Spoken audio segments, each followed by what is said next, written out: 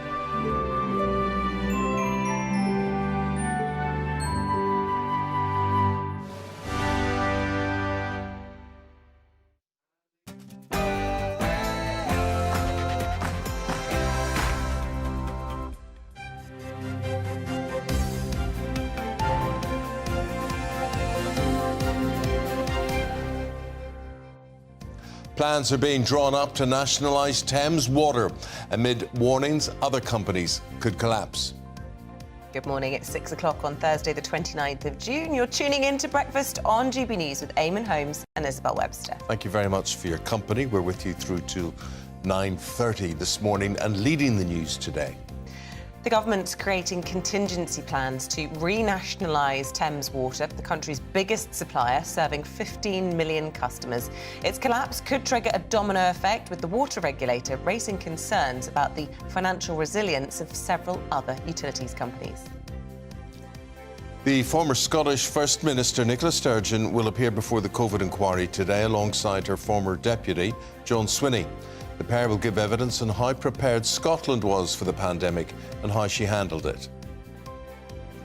There will be a ruling today on whether the government's Rwanda plan is lawful. The verdict by the Court of Appeal will be make or break for Rishi Sunak's pledge to stop the boats.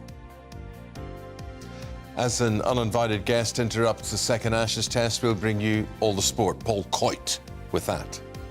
Thanks, Eamonn. Morning. Yeah, well, it seems like that was the only decent catch that England made, I think, all day. So, what can you do? We've got day two and there's always the rain, I suppose we can rely on. Well, actually, it's a miserable old day out there. It's like November, so it is. It's cloudy. The cloud is very thick today. You know, I didn't know what the noise was when I woke up. I thought, I've left a window open, have I left a fan on? No, it was the rain on the window. Rain? Torrential this morning. What's that song? Dee-dee-dee-dee. Oh, no. Dee-dee. I can't stand the rain. Oh, yeah, that's a good one. On my Tina. window pane. Okay. Bringing back sweet memories. Oh, no, you're killing it now. No, OK. Anyway, here's the forecast. Thursday offers something brighter and fresher for many of us, but not all of us. Join me later for the full forecast to find out the details.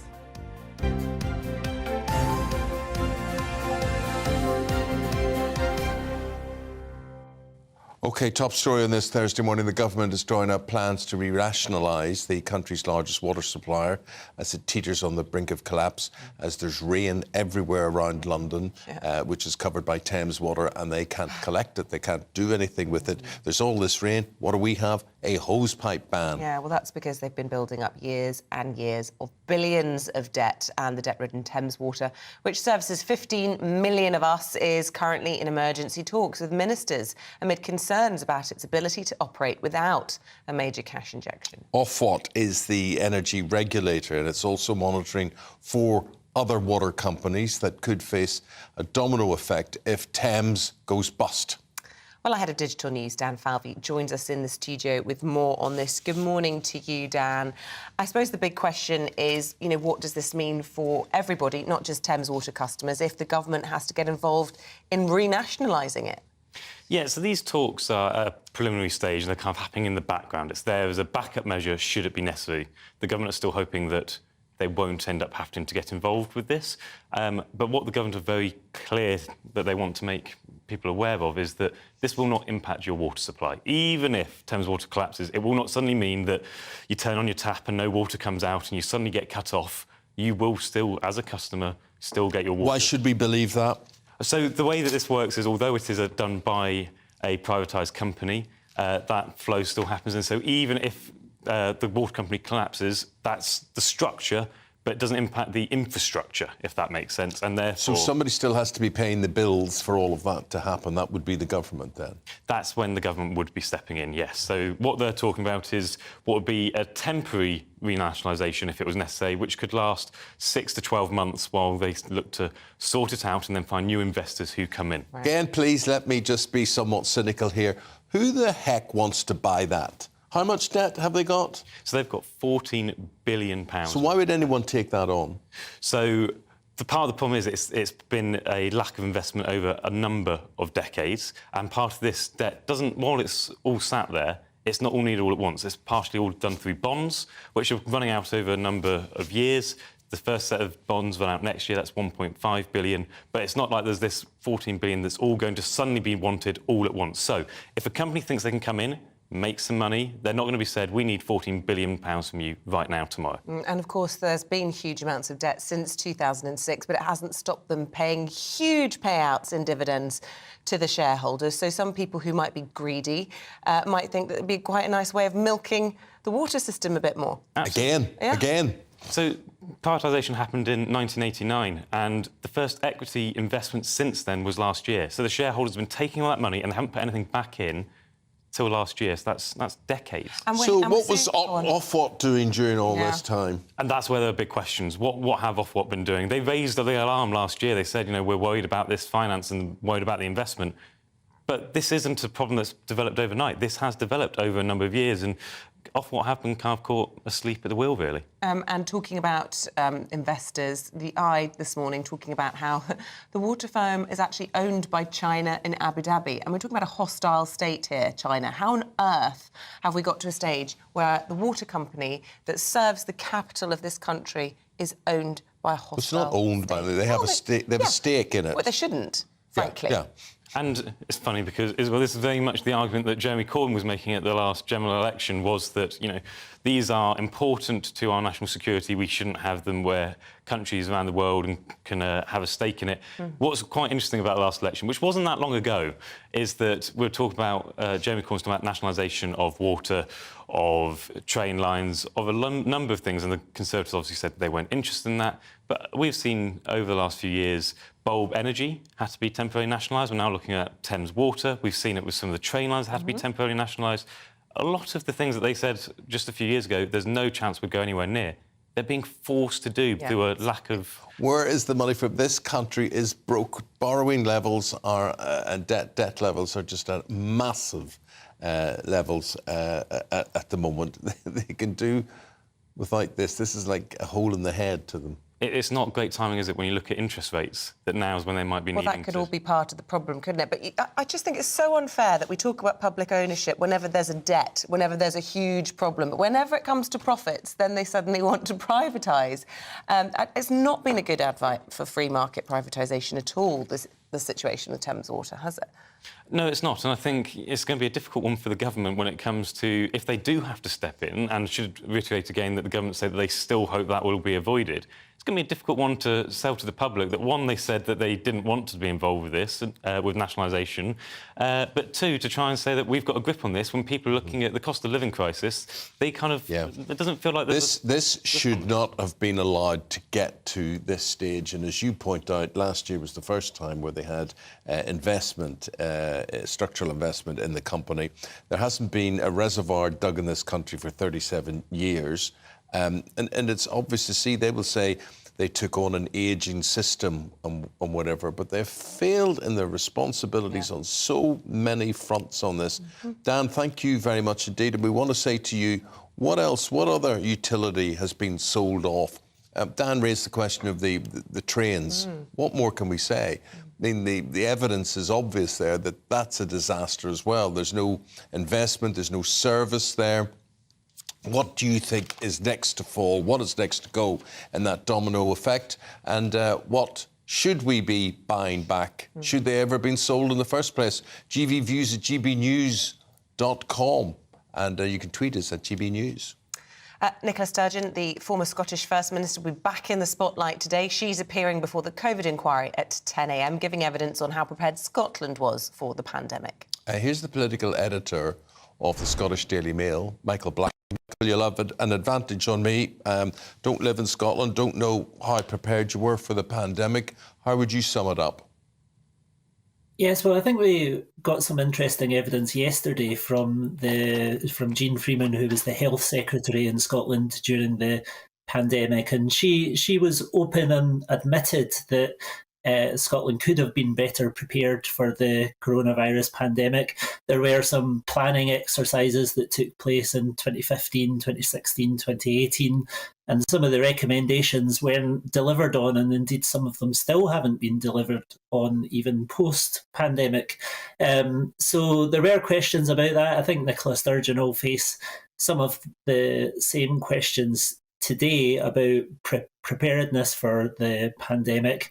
But the big questions really probably will come at later stages of the inquiry, when it looks at issues like how some of the decisions were made about issues. One of the big issues that we've had in Scotland, as in the rest of the UK, has been how patients were transferred from hospital to care homes without being tested. And I think that's one of the key things that Nicola Sturgeon will have quite big questions to answer, but that is probably for a later session rather than the evidence that's been taken today on preparing for the pandemic. It's interesting with Nicola Sturgeon. History may well judge her differently from how we did at the time during the pandemic. Her personal approval rating was extremely high, wasn't it, during the pandemic? People liked the way she seemed to lead during the crisis. Will this play out well for her today, do you think, given all the negative publicity that she's been suffering since she spectacularly stepped down and then was later arrested?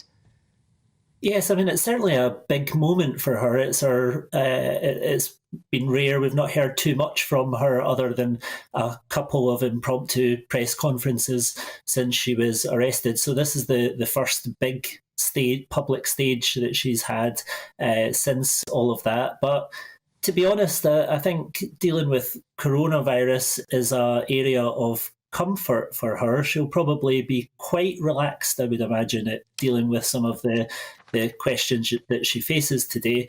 She did, I mean, she was praised as a communicator during the pandemic, and she was very good at fronting these press conferences every day and dealing with questions, and she got some praise for that. So I think we'll probably see something similar, where she's relatively relaxed at dealing with questions. To be honest, she's probably happy for the questions to be about something else for a change at the moment. I don't know, Michael. I know where you're coming from there. A very polished performer, but you know, she disappeared off the scene. She came back. She looks different.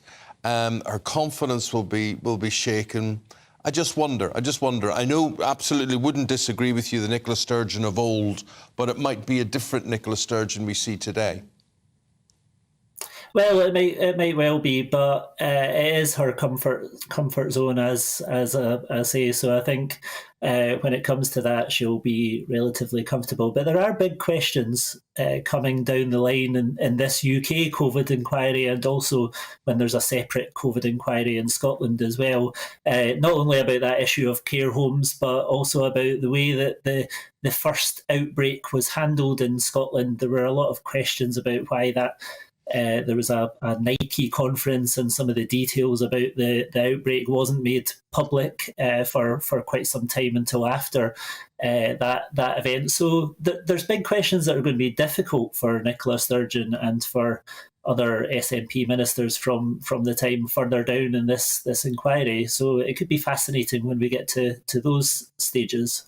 Okay, Good man, Michael. Thanks very much indeed for your preview and your analysis on all of that. Michael is the political editor of the Scottish Daily Mail. At the time is 6:13. Let's bring you up to date with the rest of today's top stories. The US Coast Guard says presumed human remains have been recovered from the wreckage of the Titan submersible. Medical officials will analyse the remains, which were discovered when debris from the craft was retrieved from the ocean floor yesterday. Heating at Buckingham Palace and other royal homes has been reduced to cut emissions. because of the King's green commitment. The royal accounts say the temperature was set at 19 degrees centigrade during winter and slightly lower when rooms were empty. An earthquake hit parts of England on Wednesday, the British Geological Survey have confirmed. People who live in Stoke-on-Trent near Staffordshire felt the earth shake and heard a rumbling, then a bang as the 3.3 magnitude tremor struck at around 20 past 8. Virgin Galactic is preparing for its first commercial flight to the edge of space. The rocket plane VSS Unity will launch from New Mexico with a 3-man crew and conduct scientific research experiments during the 90-minute flight.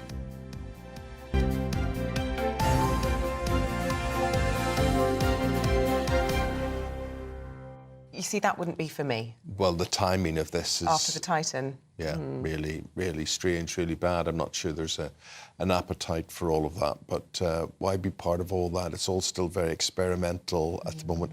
Why do we need to be up there? You know, until it gets like the USS Enterprise and I am Captain Kirk on the bridge, I don't want to be not interested, but you know, as my producer Charlie pointed out this morning, so many technological advances are made through space exploration and travel, and you know, we may not see the benefits of it, but they are there. It's just not for me. Let us know if you agree. Charlie is from space. He knows. And he's come down. I reckon he's an alien. Do you? Who's come down to this planet. He'd love to be on that flight, I spread reckon. the word about all of this. No, but even, you know, just that story today about what are presumed to be human remains from the submarine.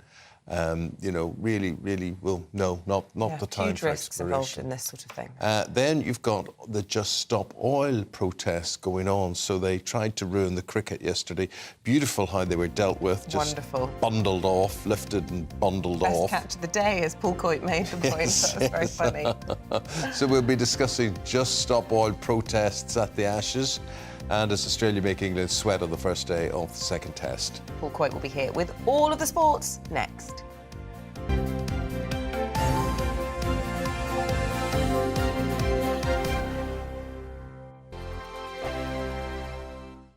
First and foremost, I am a GB News fan, and I was before I was working here. Just love the fact that we're asking the questions that a lot of establishment media won't ask. With a bit of a twist, we not only want to inform you, but we want to keep you entertained. It's worth the drive because you get in and the team's all ready and waiting, they're itching to go, and it's a proper little family. GB News is the people's channel. It's the audience that makes the programme sing. We're giving our viewers and our listeners a voice. I see the thousands of your letters, tweets, emails, you name it, coming in. Britain is broken. How on earth did we get into this mess? But more importantly, how do we get out of it? The establishment had their chance. Now we're here to represent you. It's time for something different. It's time for GB News. I'm very patriotic. I believe in Britain. Our best days lie ahead. Britain's watching. Britain's watching. Join us here on GB News. The people's channel. Britain's news channel.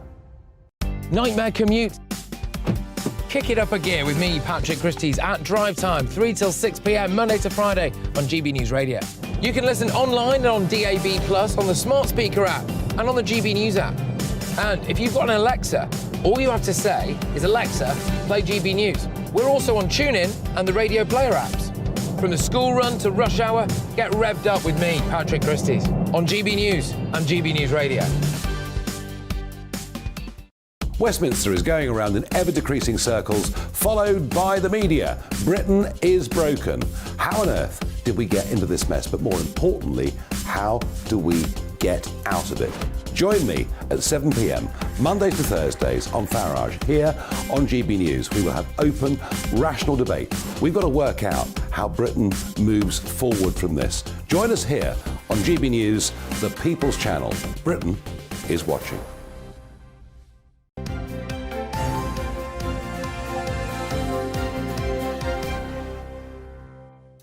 Welcome back. 6:18 still to come on today's programme. Government's drawing up plans to renationalise Thames Water. We're going to ask the government how far it will go to save the struggling firm. Struggling is submerged, basically.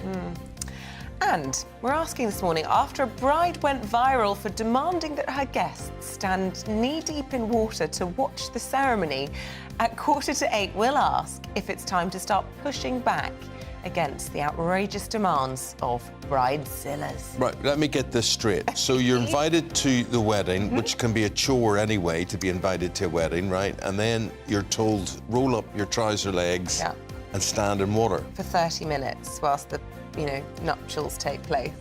And people don't did worry, this. if you're elderly or young, you were allowed to be ankle deep in the water. But all the other guests had to be up to the knee, and they were all prunish and wrinkly afterwards.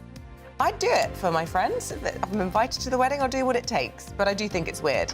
And I do think everyone's if I didn't weird. want to do it, I wouldn't do it. Of course not. But you would, because you're nice. I couldn't imagine really why I would want to do it. But is it like a lake or was it a bath? Or was I it a don't bucket, actually or... know. I presume it's like a waterfall or something. I don't know. Something spectacular.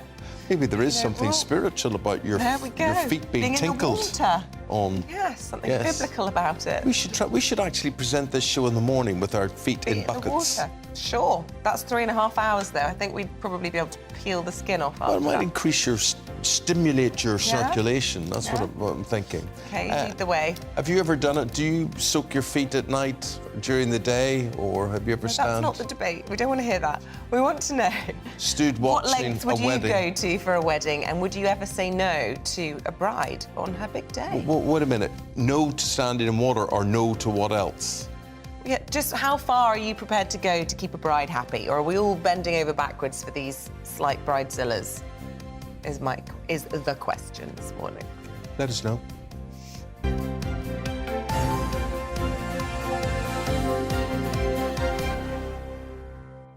The back pages, let's have a look at them. Today we begin with the Mail. Shambolic. Lords ramps up security. 2 Just Stop Oil protesters invaded the pitch and were swiftly dealt with. The Express says, have a go here. Burstow foils the Just Stop Oilers, but England just can't stop the Australians. And The Guardian believes the lack of experience with surface creates challenge for players ahead of Wimbledon. Well, that's not new, is it? I mean, that happens every year. They all play in clay, and then they have to go and play at Queen's Club in Bournemouth. About 100 years, I think they've been arguing that one. Yeah, you're right, yeah. That's not news.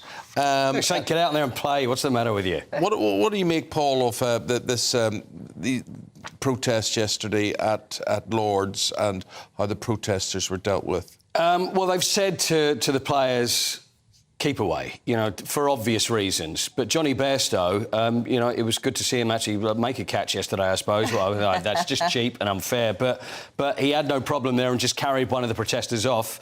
It was a matter of time, really, wasn't it, whether we were going to see it. We didn't see it before for the last test. There we are, there's Johnny Bairstow carrying off very well there. And so play was halted and then got going again. But we're just seeing so much of it. And the thing is, when you look at Lord's, see, are these people buying tickets really early? Because you can't get tickets for love nor money, especially for the opening day of a test at Lord's. So they probably had this plan for a really long time. Let's all get some tickets, see if we can get near the front, go in and do it.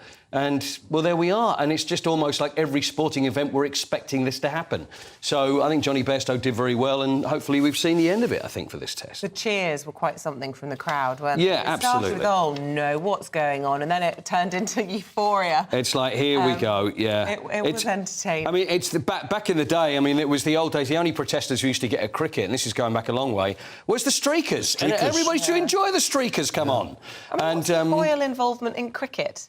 It's just not cricket. It's just not cricket. But there we go. But as far as cricket is concerned, I mean, it was just really disappointing. I was saying yesterday, I was really confident England were going to go out with this Baz ball, the way that they play cricket, but it was lacklustre. They dropped catches. I don't think it's anything to do with what happened early on. Kevin Peterson called England shambolic, said it's all too nice and friendly. This is another thing we've spoken about before, Eamonn, isn't it? About players and footballers before everybody friendly. There's not that real rivalry, that anger, that excitement. There's got to be that between them. And it's all, we're all friends here and everything's nice. Michael Vaughan just said it was too casual. The attacking attitude is what we expect. and they're expected to be relaxed off the pitch, but unfortunately they look too relaxed on it. They'd be lucky if they get some play in today. You know what? And with 5 days, and I'm thinking, well, maybe if it just rains for the next 4, then we'll start again for the next. That's a terrible way of looking at it. It's going to dry up this afternoon, I believe. Oh, is it? It's just a damp morning. Is it really? And the only, I mean, it's damp squib really is the way England have been playing. 339 for 5. Steve Smith, he's up there, 85 not out. I'm not feeling good about it today, I'll be honest with you. Not feeling good. Felt good seeing Pat Jennings get a CBE yesterday. Oh, did he pick it up yesterday? Yeah, he got a CBE, but I think he should have got a knighthood. I agree with you. Truthfully. I agree with you. These people should realise, you're talking about, probably... one of the greatest goalkeepers, along with Gordon Banks or Peter Shilton, to have ever played the game in England. For me, the greatest. But anyway, so why stop at a CBE? But what do you need to do? What more do you need to do? Yeah. What more does he need to do as a player? Played in the World Cup in his 40s, just the greatest goalkeeper I've ever seen. Represented Northern Ireland 119 times, and the amount of charity work that he does.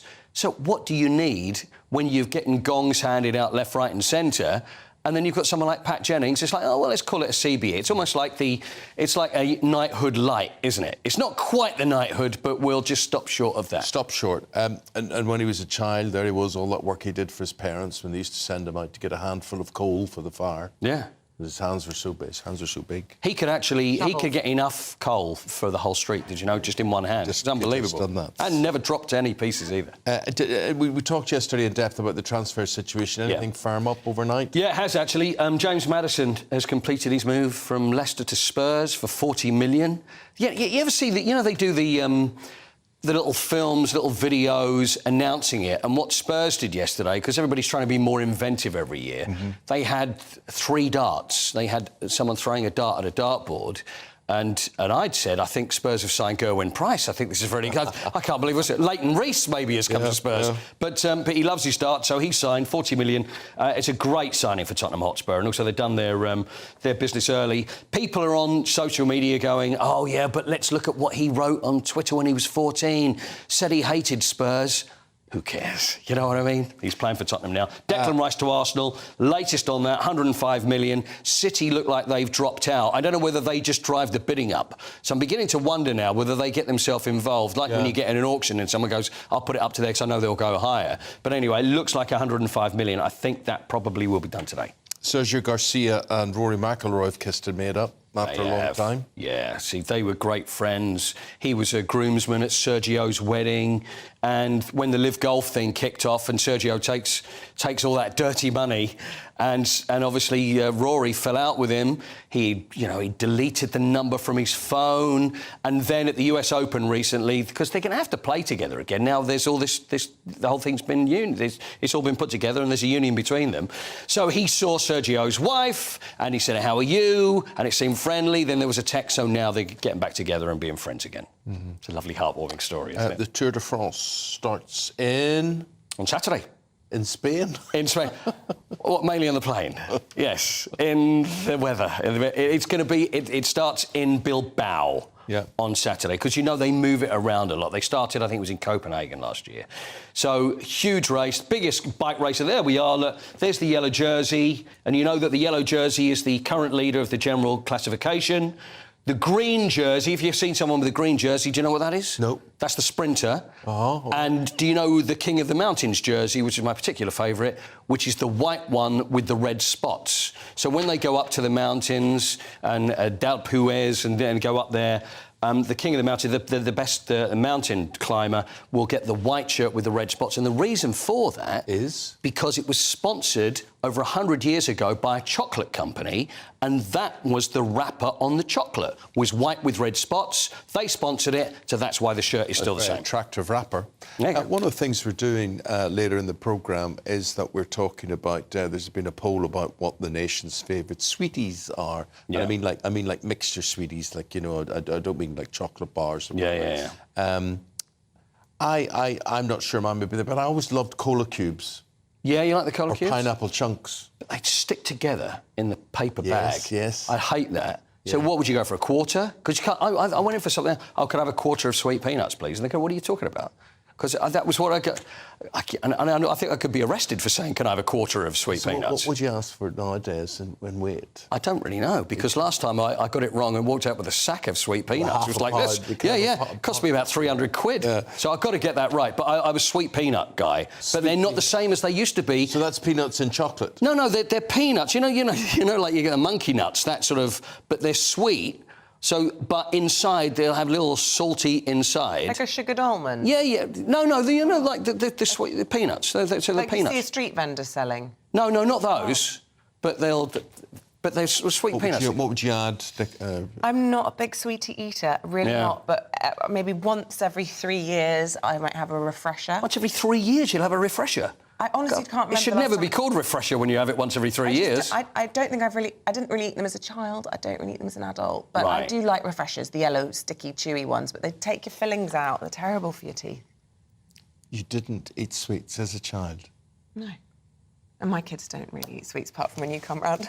When was the last time you had one? So you due in the next 2 years for the next refresher? Our children rip my clothes off when I arrive, and I search my pockets, do whatever. Little did I realise the deprivation. But the difference is they want them. I'm not fussed. I'm a savoury person. I could eat savoury. See, I'm chocolate. Sweets were never my thing. Chocolate, I love chocolate. Always Remember the same. Advert. Chocolate. Maltesers. What about nuts? Whole hazelnuts. Ooh, Cadbury's take them and they cover them in chocolate. You found your man. I found my man. I'm here for you, I'm going to live together. I'm here for you. Absolutely brilliant. Paul Coyte, thank you very much indeed. And what about everyone's a fruit and nutcase? That was Frank Muir did that one, didn't he? Muir. He was a fruit and nutcase. Couldn't quite pronounce the R. Send your wrapper away for a CDM badge. We're talking about things like Cadbury's Dairy Milk. Yes. Badge. And what a proud boy you would be with that badge. You got awarded the CDM. Yeah. Oh. Everyone's a fruit and nutcase. I'd have to look up Anyway, but Isabel knows nothing about this. She's deprived of sweeties. In fact, she's a little scared right now. Is that right, Izzy? No more than usual. Right. Thank you. Right, from That's all hazelnuts. Ooh. Cadbury's take them and they cover them in chocolate. A gift card may seem like a thoughtful present. They are. I like a gift card or a voucher. But apparently, according to a new survey by which 2/3 of us say that when they receive them for activities like afternoon teas or theatre shows, we actually have real problems redeeming them. Right, so are they good investments? They better be, because I've bought my editor one today. It's her leaving. We want to say, incidentally, round of applause, everybody, while we're here, for Lucy Johnson. Oh, Lucy Johnson. You've whipped us into shape. Nobody works harder. Yeah. But anyway, consumer expert Kate Hardcastle joins us for more on all of this. So, Kate, you don't think you would invest your money in a voucher? Good morning, both. Look, vouchers are really helpful, aren't they? Because when we cannot think what else to buy, or we want to give that person flexibility, we think we're being very kind in our generosity in buying gift vouchers. But they're as fragile as cash without the benefits of cash. They have expiration dates, sometimes they'll have usage criteria, and even more so, they get lost a lot. So this new survey from Which has shown that 1 in 7 of us have actually had problems when it comes to getting in contact, finding, booking, etc. But when we actually get through and find the date that we want, maybe for that afternoon tea, 1 in 8 of us have then got further problems redeeming the vouchers. And I think it's just a reminder that these things are really fantastic in concept, but if you don't follow the terms and conditions and you don't really keep them close to you as you would something that was of cash value, you might lose out. And unfortunately, I think it's about 1 in 10 of these in the last survey we found out ended up often in the bin. Gosh, that's shocking, isn't it? Such a waste of money. I really, actually, the more I think about it, the more of a fan I am of giving vouchers, which are experiences. Yes. We've all got too much stuff. Too much also, stuff. it's very personal when someone else chooses stuff for you. But Kate's making a point. Experiences are great, but you've got to book them straight away. Well, my kids got me a vintage car voucher, like a some classic car type voucher, and that was 2 years ago. And of course, I did my back in, and I can't use my legs or feet, so I can't drive. So they've been sitting there for 2 years. I'm not even sure if it's redeemable We've got two anymore. vouchers we haven't used yet. We've got skydiving, which we got from my in-laws in Canada. Give that one a miss. No, but it's indoor, you know, in one of those wind tunnels. Is and that the in kids Milton can't wait. Keynes? There's one near here, but we're going to do it. I think Reading. And we've got another one for my husband to drive fast cars around the track. I'm not fussed about that, but apparently that's really exciting. But we, like you, we go, oh, that's lovely. I haven't got around to sorting it, Kate. You're right, experiences are really taking over as a thing to buy. A lot of people wanting it, not just because they've got a lot of stuff, but as you will know, Eamonn and Isabel, heavy on the social media, they want the picture, don't they, for the Instagram to show that they've done all of these things. The thing is, if you're going to buy one, it's all about finding out the terms and conditions in advance. Gift vouchers really do help the economy. They're a massive benefit for the businesses because obviously it's a boost for them. But I think there needs to be some fairness when they're distributing them to make sure that the people who are buying are really clear. Are there certain days they can't be in use? Are there certain times they can't be in use? And that really needs to not be in the small print. We need to be able to be clear on that. So if you don't think you are at point of purchase, then just ask, or if it's online, send an email. I've got some questions before I purchase this. Can you let me know? Then I would be taking a screenshot of that or printing that out and accompanying that with the voucher. The voucher, just keep it as safe as you would cash because it's worth it. That's the value. Unfortunately, we don't see it that way. It ends up on a shelf in a drawer. And guess what? 3 years later, hey presto, you've just found that voucher that's expired. It's really frustrating. So it's a word to your very wise viewers. Please make sure you pop them somewhere safe with the terms and conditions and you're clear on it. Well, our T&Cs say, Kate, unfortunately, you have now expired with the time coming up to 6:35. We'll say goodbye to you and thank you for that advice. Appreciate it. Thank you. Thank you. We've just had a really nice email from Darren. I don't normally email TV shows. I just wanted to say you've really made me chuckle singing the old adverts. This is what differentiates your show from the rest. Great chemistry between all. I'm off to work now in a good mood. Regards, I object Darren. to that. There's not great chemistry between all. You know nothing. You don't Between know. all, what he meant you and Paul. Oh, right. You know, usually you and me. Right. I just didn't know anything about adverts. Nuts, oh, hazelnuts. That needs to be a meme. Somebody turn that into a meme and we will, or perhaps a sting. We'll do the openers every morning and then at the end... I'll have to think of a few more. More of those down through the years. We could just cut together all these different versions. Wagon wheels. Yeah. Right? Wagon wheels used to be really big and they used to always just come with jam. That's good, yeah. But, you know, Wagon Wheels by Weston, and they're only 4p. You won't remember that. Of course not. How much is 4p? 4p is how much is 4p? It's about 8p, is it? OK. I think. There we go. Or is it 2p? No, Every day's a school day. Every day is a school day. Send in your favourite advert theme tunes and Eamonn will sing them on demand. OK. Please do stay with us and we will be singing about a new NHS scheme to tackle obesity and heart disease, so you'll not have wagon wheels or Cadbury's chocolate in that. Going through the papers, Freddie Gray, Scott McGuire, next.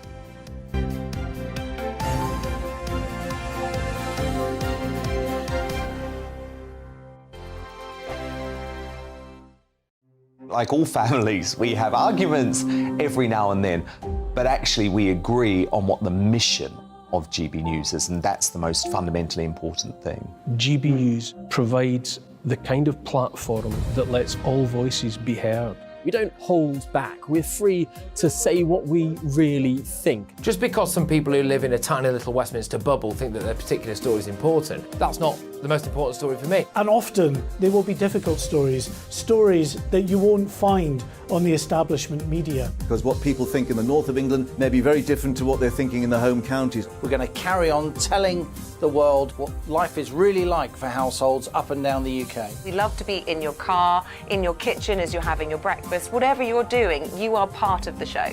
If it matters to you, it matters to us. Britain's watching. Britain's watching. Britain's watching. We're proud to be GB News, The People's Channel. Britain's news channel. Join me, Patrick Christie's, Monday to Friday, 3 till 6. We tackle the day's news agenda like you've never seen before. It's high tempo, high octane, the most controversial topics and the best guests. You will not be able to take your eyes and ears off it. I'm not afraid to ask the questions that you really want answered. 3 till 6 p.m, Monday to Friday on GB News, the People's Channel, Britain's news channel. Join us every night on GB News at 11 p.m. for Headliners, which is 3 top comedians going through the next day's news stories, which is exactly what you need, because when the establishment has gone crazy, you need some craziness to make sense of it. So join us 11 p.m. every night on GB News, the People's Channel, Britain's news channel. Join me, Camilla Tominey, on Sunday mornings from 9:30, taking the politicians to task and breaking out of SW1 to see how their decisions are affecting you across the UK. Bursting the Westminster bubble every Sunday morning, only on GB News, the People's Channel. Britain's watching.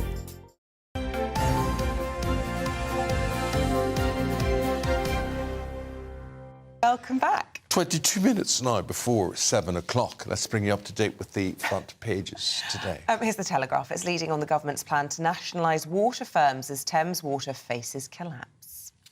The Express focuses on rebellious peers being warned of a showdown if they stop new legislation on small boats. We'll find out later this morning. The Mail says hospital consultants are giving patients a kick in the teeth by undertaking lucrative private work on strike days.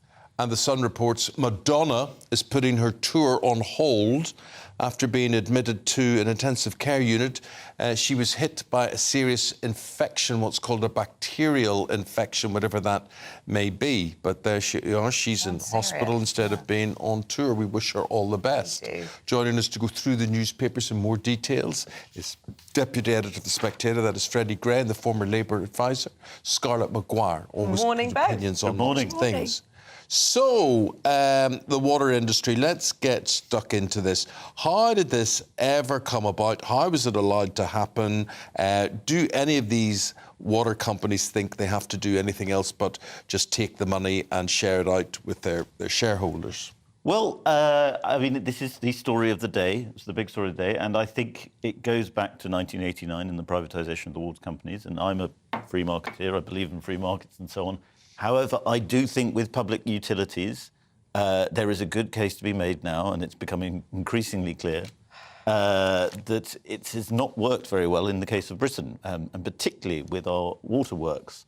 The government will have to interfere in Thames Water, it looks like, to the tune of about 10 billion, but there could be this domino effect, which means that it could be about 60 billion.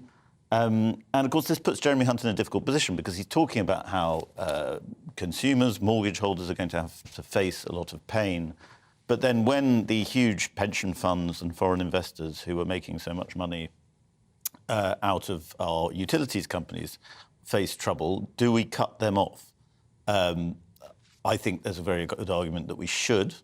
They've made money out of the system. The system has been allowed to rot. If you look at sewage and so on, it's very bad. But it will mean panic about Britain, panic about Britain's financial status and so on. And it's also a question of what happens when you have an economy that is built around debt. And the fact that these water companies... As long as debt is cheap. When debt's not cheap, that's the problem. Debt's so cheap, well... Four other utility companies are being examined as well. They might be in a bad way. It'll be domino effect, I think. Yeah. What's worrying is, does the government have any idea how much it would cost to run a water company, you know, given that we don't actually know possibly the extent of that debt and the situation that is actually with these other water companies?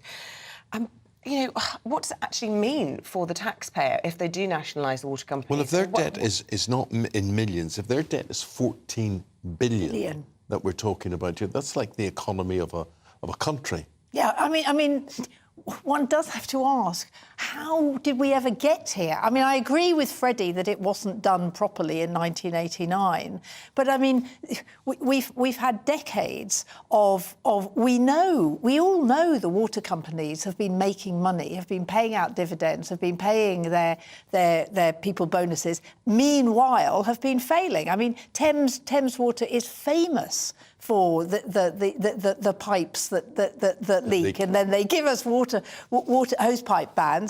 I mean, it's not as though it's new, and so why hasn't anything been done? And you know what is so scary is that here we are, you know, on the brink, whereas we've known about this for ages and ages and ages. And the other water company, I mean, I don't know how much Thames does with sewage, but I mean, to then turn around, as the water companies did, and say, well, we're going to fix sewage, but it's going to cost you an awful lot of money. And you go, but what have you been doing all this time? What is off? Well, exactly. Precisely. I think absolutely. And questions about regulation in general, and you can widen it out to AI. You know, we've had Rishi Sunak recently saying that, you know, you should be self-regulating. Does it work as a model? Can we trust ourselves? No. Self-regulation does not work. There is absolutely no question about that. Ofwat has actually been asking for more powers, partly so that they can say that, you know, you shouldn't get a bonus if you're not doing things right. But I mean, you know, if we're going to have private companies, and there is a whole question, as Freddie says, about taking Thames into public ownership and then paying off the debt. I mean, what are we doing that these companies are so heavily in? I mean, it's all about leverage, isn't it? Leverage, and if you're a utility company, ultimately you do have leverage because people need water. Yeah. We can't have the half. I think it's 1 in 4 people use Thames Water. Is that the figure in Britain? We can't have a system where we can't have clean water all the time, or that things like sewage get even worse than they are. So, I mean, there is a very good argument with utilities as essential as this. We cannot have this privatised system that we have. And if that means renationalisation, I'm not sure if Labour are going to go there. But it may well be. But Freddie, we haven't got the money to buy it back. They're talking about, we'll buy it back for a while, then we'll flog it off again. Who's going to buy that? Well, I mean, you could nationalisation might not necessarily mean that you buy it. The government could just seize it. Yeah, I mean, in this case, somebody's got to do something. I mean, that actually you can say to Thames, we're just taking over. But on the other hand, they are taking over massive debts. I mean, what do you do with the debt? But equally, I mean, pension funds have invested in utilities and water companies particularly, and also, you know, Abu Dhabi, China, other entities have invested in these companies. If you make an investment, you can expect to get gain from it, but you also have to accept that it's a risk. Utilities has always been seen as an incredibly safe bet because they'll always be backed up by the government.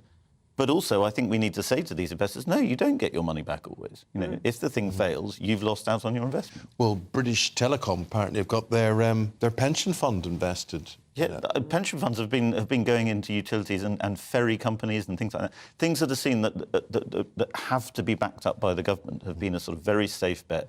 And in these times, I mean, the executives of these utility companies and Thames Water, for instance, the chief executive who resigned yesterday, she was on £1.6 million a year plus bonuses on top of that. Bonuses for what?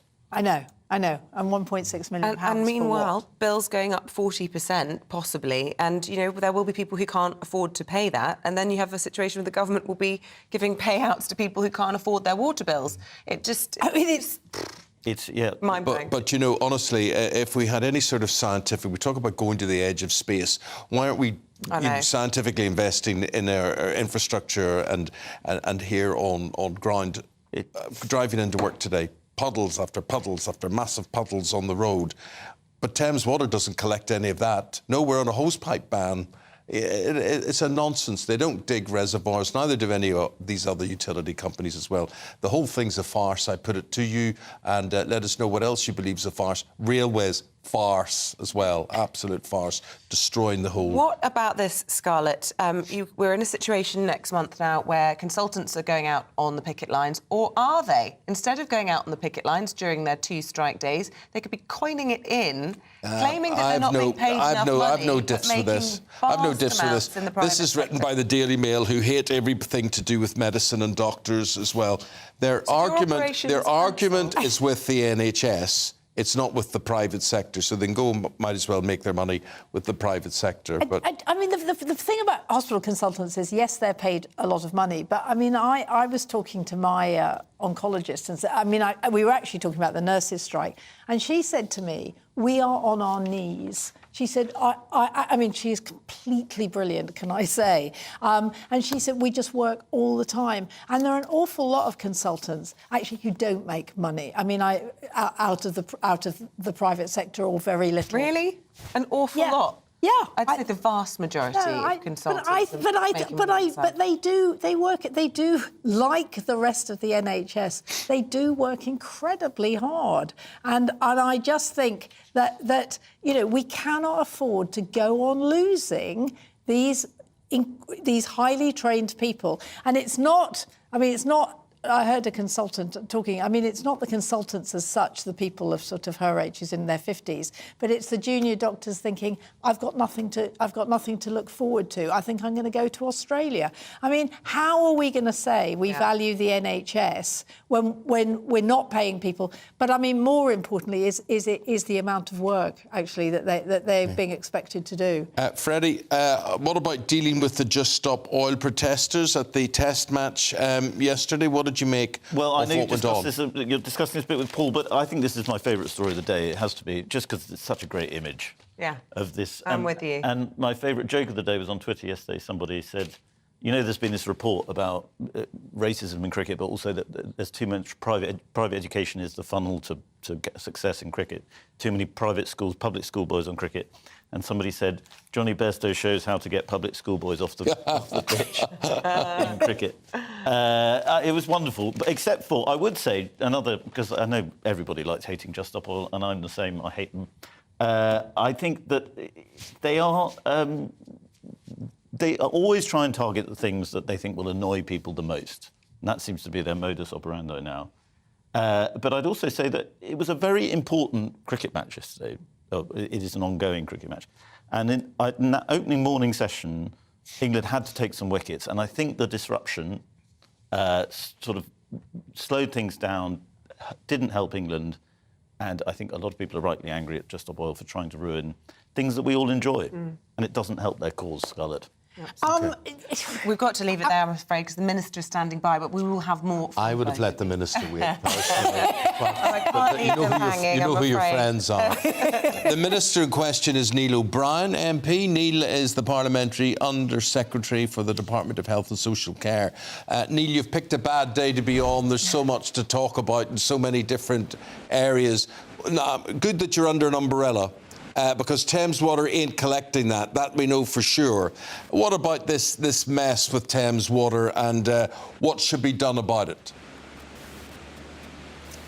So, in the first instance, these are issues for these private companies to sort out. At the moment, it's speculation, and because they're private companies, it's for them and their shareholders to sort out any issues that they are facing, and I read in the papers this morning about various efforts that they are doing to do exactly that.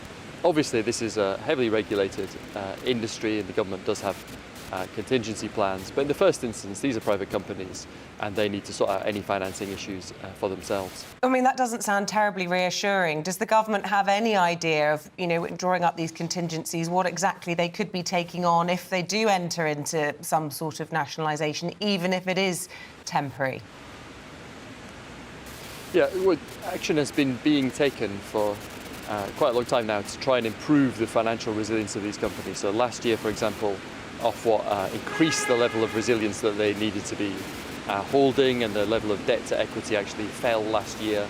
And we've taken a whole bunch of steps to make them improve their financial resilience. For example, we've said that if they lose their investment credit rating, that they won't be able to make any payments to shareholders. In March this year, Ofwat said that any dividends had to be linked to improved performance on the environment. So we have been tightening the nut, and the independent regulator Ofwat have been tightening the nut in terms of their financial stability. But I can see that from the media this morning that lots of different things are being done to ensure that this doesn't become an issue for government, and it remains something for these private companies to sort out themselves and to raise their own finance. But it is an issue for government. Absolutely, and they're not going to sort it out for themselves. And you've got to look at the whole model. Apparently, there's worries about 4 other water utility companies who may be on the brink. So what it says, Neil, is this plan, this blueprint for privatising water doesn't work.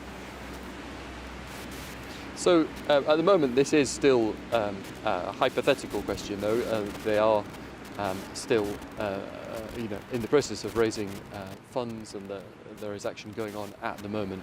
And so, obviously, the government does have contingency plans. Of course, we will step in if that is required. But at the moment, that is still an if. It is worth stressing that point. And to your point about the basic model, we've been really turning the screw on these companies to improve their environmental performance. In 2009, under the last government, they were allowed to effectively mark their own homework. They were basically just self-monitoring their own environmental things. And we, in 2013, started making them monitor it themselves, and then we have gone from, in 2010, only about 7% of these storm outflows that have been causing so much concern for my constituents were being monitored, and by the end of this year it'll be 100%.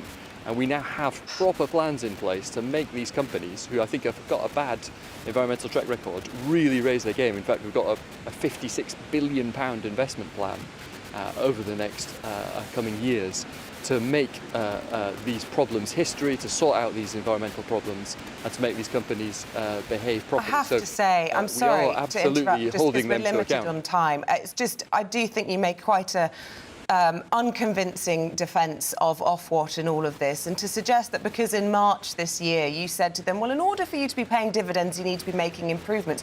What took them so long? Billions, millions have been paid in dividends since 2006, and they wake up in March and now we're in this crisis. How can you defend that?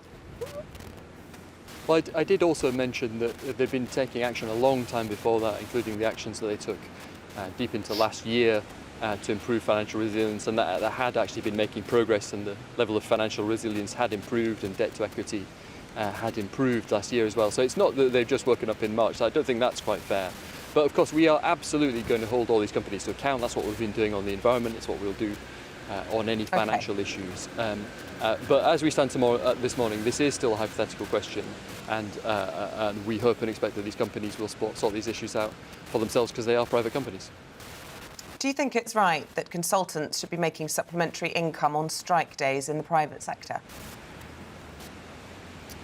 So ultimately, the solution here is to end these strikes and to come back to the negotiating table. We've already showed with the nurses and the Agenda for Change workers in the NHS that we're prepared to come up with a sensible solution, that we will work really hard to come up with something that's fair, because we really value the work of everyone in the NHS. But to be fair, that wasn't my question. And we've been investing really... Yeah, no, absolutely. So your question is, do you think it's fair? It's a matter ultimately for local trusts, and they have to take the decisions, often difficult decisions, they need to keep services operating safely. But the underlying problem is the thing we need to solve, which is the strikes. And we have spoken to them, we have been talking to them, we will continue to do that, but we want them to call off these strikes, come back to negotiations, because it is a hugely damaging thing for patients. It's damaging in terms of, we are making progress in terms of cutting waiting lists. We've eliminated the longest waits for 2 years and then for 18 months. But that it will be pushed off track if they keep going on strike, and that is ultimately the cause of this. I understand why local trusts are having to pay them in order to cover for the junior doctor strikes, because of course we want a safe NHS. We want our loved ones to be looked after safely in hospital. But ultimately, the solution is to solve the strikes. We've shown that we will do that with the nurses. We've shown we will come to a fair settlement. But at the moment, what they're asking for, a 35% pay increase off the back of an average salary of £128,000 a year, is just not affordable for the NHS. And we need to come to a realistic solution. I hope we will do that soon. Well, I hope you do. Neil O'Brien, thanks for your time this morning. Neil's the Parliamentary Under-Secretary for the Department of Health and Social Care, and as you can see, he was under an umbrella there. Grey skies, really thick grey skies here in London. What's it like over the rest of the country? Let's find out. Hello there, very good morning to you. I'm Jonathan Vaughtry here with your latest GB News weather forecast provided by the Met Office. Today is set to be a less humid and fresher day for many of us, partly thanks to this area of high pressure that is slightly building its way in, helping to bring us sort of fresher westerly winds. But we do have this secluded front still lingering across the southeast first thing this morning. Could provide some heavy outbreaks of rain for East Anglia down into southeast England during this morning's rush hour. Could take into the afternoon before it properly clears off parts of Essex and Kent. Elsewhere, though, today will be one of sunshine and showers, particularly across eastern Scotland down into eastern England. Some of those showers could be on the heavy side this afternoon, perhaps with the odd rumble of thunder as well. But if you manage to dodge the showers and see the sunshine, we'll feel relatively pleasant. Highs around 20 to 22 degrees Celsius. Good amount of late evening sunshine as well as we do head throughout Thursday evening, and most of us should stay dry with those showers fading out. But for parts of the Highlands up into the Northern Isles, those showers will rumble on a bit more. Again, some of those could be heavy, still with the odd rumble of thunder in there as well. Underneath the clear skies, though, temperatures again dropping down to around the low teens, particularly for parts of southeastern England. Tonight will feel fresher compared to last night. But as we kick off Friday, our attention turns to this area of rain in the west that's going to start pushing its way in. Skies turning greyer for Northern Ireland, Wales down into southwest England with some outbreaks of patchy light rain. But it's particularly into the afternoon where we'll see some heavier bursts pushing into western Scotland, down into the Northern Ireland as well. Generally eastern areas of England staying dry, but those skies still turning cloudy. Highs of around 21, 22 degrees here, but those temperatures a bit more suppressed underneath the cloud across Northern Ireland and Scotland. Low pressure stays with us into the weekend, so there is the chance of further spells of rain and showers at times. Also could be quite a breezy weekend as well. Otherwise, enjoy your day. Bye-bye.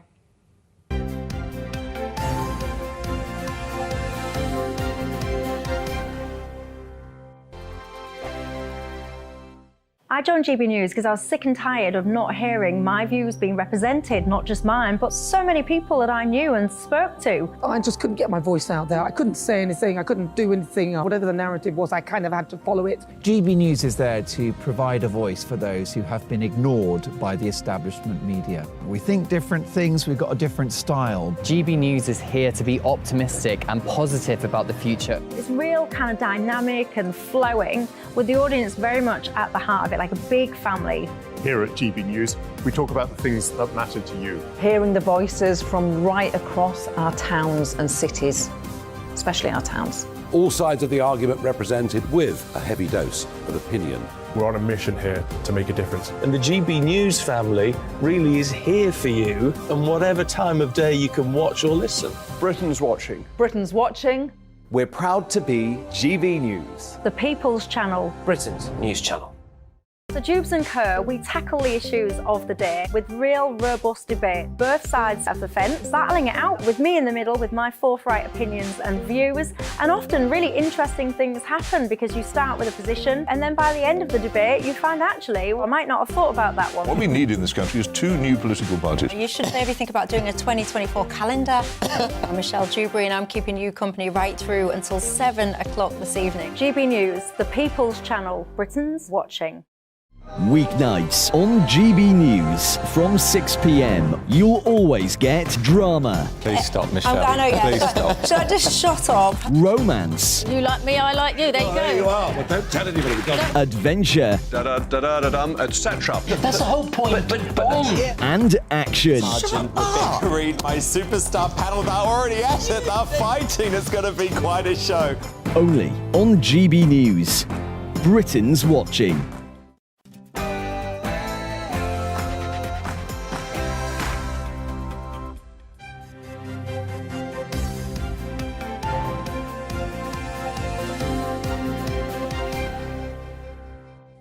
Plans are being drawn up to nationalise Thames Water amid warnings other companies could collapse.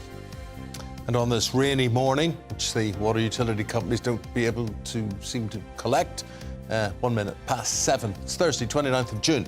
You are watching Breakfast on GB News with Eamonn, Holmes and Isabel Webster. Leading our news on this Thursday morning, the government is creating contingency plans to renationalise Thames Water, the country's biggest supplier. Its collapse could trigger a domino effect, with the water regulator raising concerns about several other utility companies. Former Scottish First Minister Nicola Sturgeon will appear before the COVID inquiry today alongside her former deputy John Swinney. The pair will give evidence on how prepared Scotland was for the pandemic and how she handled it. There'll be a ruling today on whether the government's Rwanda plan is lawful. The verdict by the Court of Appeal will be make or break for Rishi Sunak's pledge to stop the boats. And can you ever say no to the bride, as one asks her guests to stand in knee-deep water for the entire ceremony? We'll ask about the rise of the Bridezilla.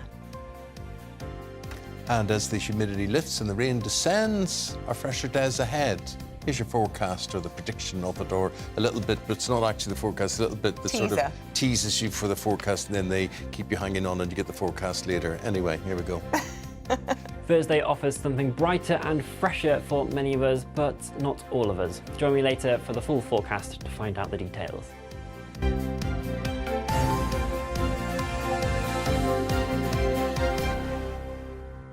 And just to say, our inbox has exploded after Eamonn's went, at the end of it. Oh, Sorry, it's still making me laugh. I was simply going down memory lane with certain adverts, and adverts are... Son, how's it going? Go on. Nuts, all hazelnuts. Cadbury's take them and they cover them in chocolate. You don't remember that They're at all? making memes about this. Anyway, as I say, the inbox, you've broken the internet. Ruth says, please sing the Soft Mints tune from the 80s. I don't know that, but I do know. Do you know it? No. No? Do you know any ads? Yeah? Right, go on, sing me Del something. Monte Fruttini sticks in my mind. Okay. No, I'm not singing, I've got a Like cold. the man from Del Monte. He say can't yes. keep your fingers off Del Monte Fruttini. Wendy says, I'm sure Eamonn will know these. Secret lemonade drinker. No, he doesn't. No, hold on. Eamonn will tell you the ones he knows. okay. Stop giving me all these ones. The Club Biscuit advert. Oh, I know that one. Okay, go sing it. Something about if you like a lot of chocolate on your biscuit, join our club. Perfect. Absolutely very good, that one. The Milky Anyone? Bar Kid is strong and tough, and only the best was good enough. The creamiest milk, the widest bar. The goodness, that's in Milky Bar. Yeah. Trevor says, mild green, fairy liquid. But I like a finger of fudge is just enough to give yourself a treat. A finger of fudge is just enough. You've put me off now. It's full of Cadbury goodness. And what? What are you laughing at? Sorry. A finger of fudge. Stop it. I don't know. I also can remember the one, the red car and the blue car had a race. Anyone know that one? The red car and the blue car had a race. Yes. All the red car can do is stuff his face. From cars to prickly trees, he eats everything he sees. But smart old blue, he took the Milky Way. Well done. Where did I get that from? Well, Didn't know I had that's it. what everyone's asking themselves today. Where did we get those from? But do you remember this? Kia ora, kia ora, it's too orangey for crows. I'll be your dog. I used to say that. Kia I'll be ora. your dog. I'll be your dog. It's just for me and my dog. I'll be your dog.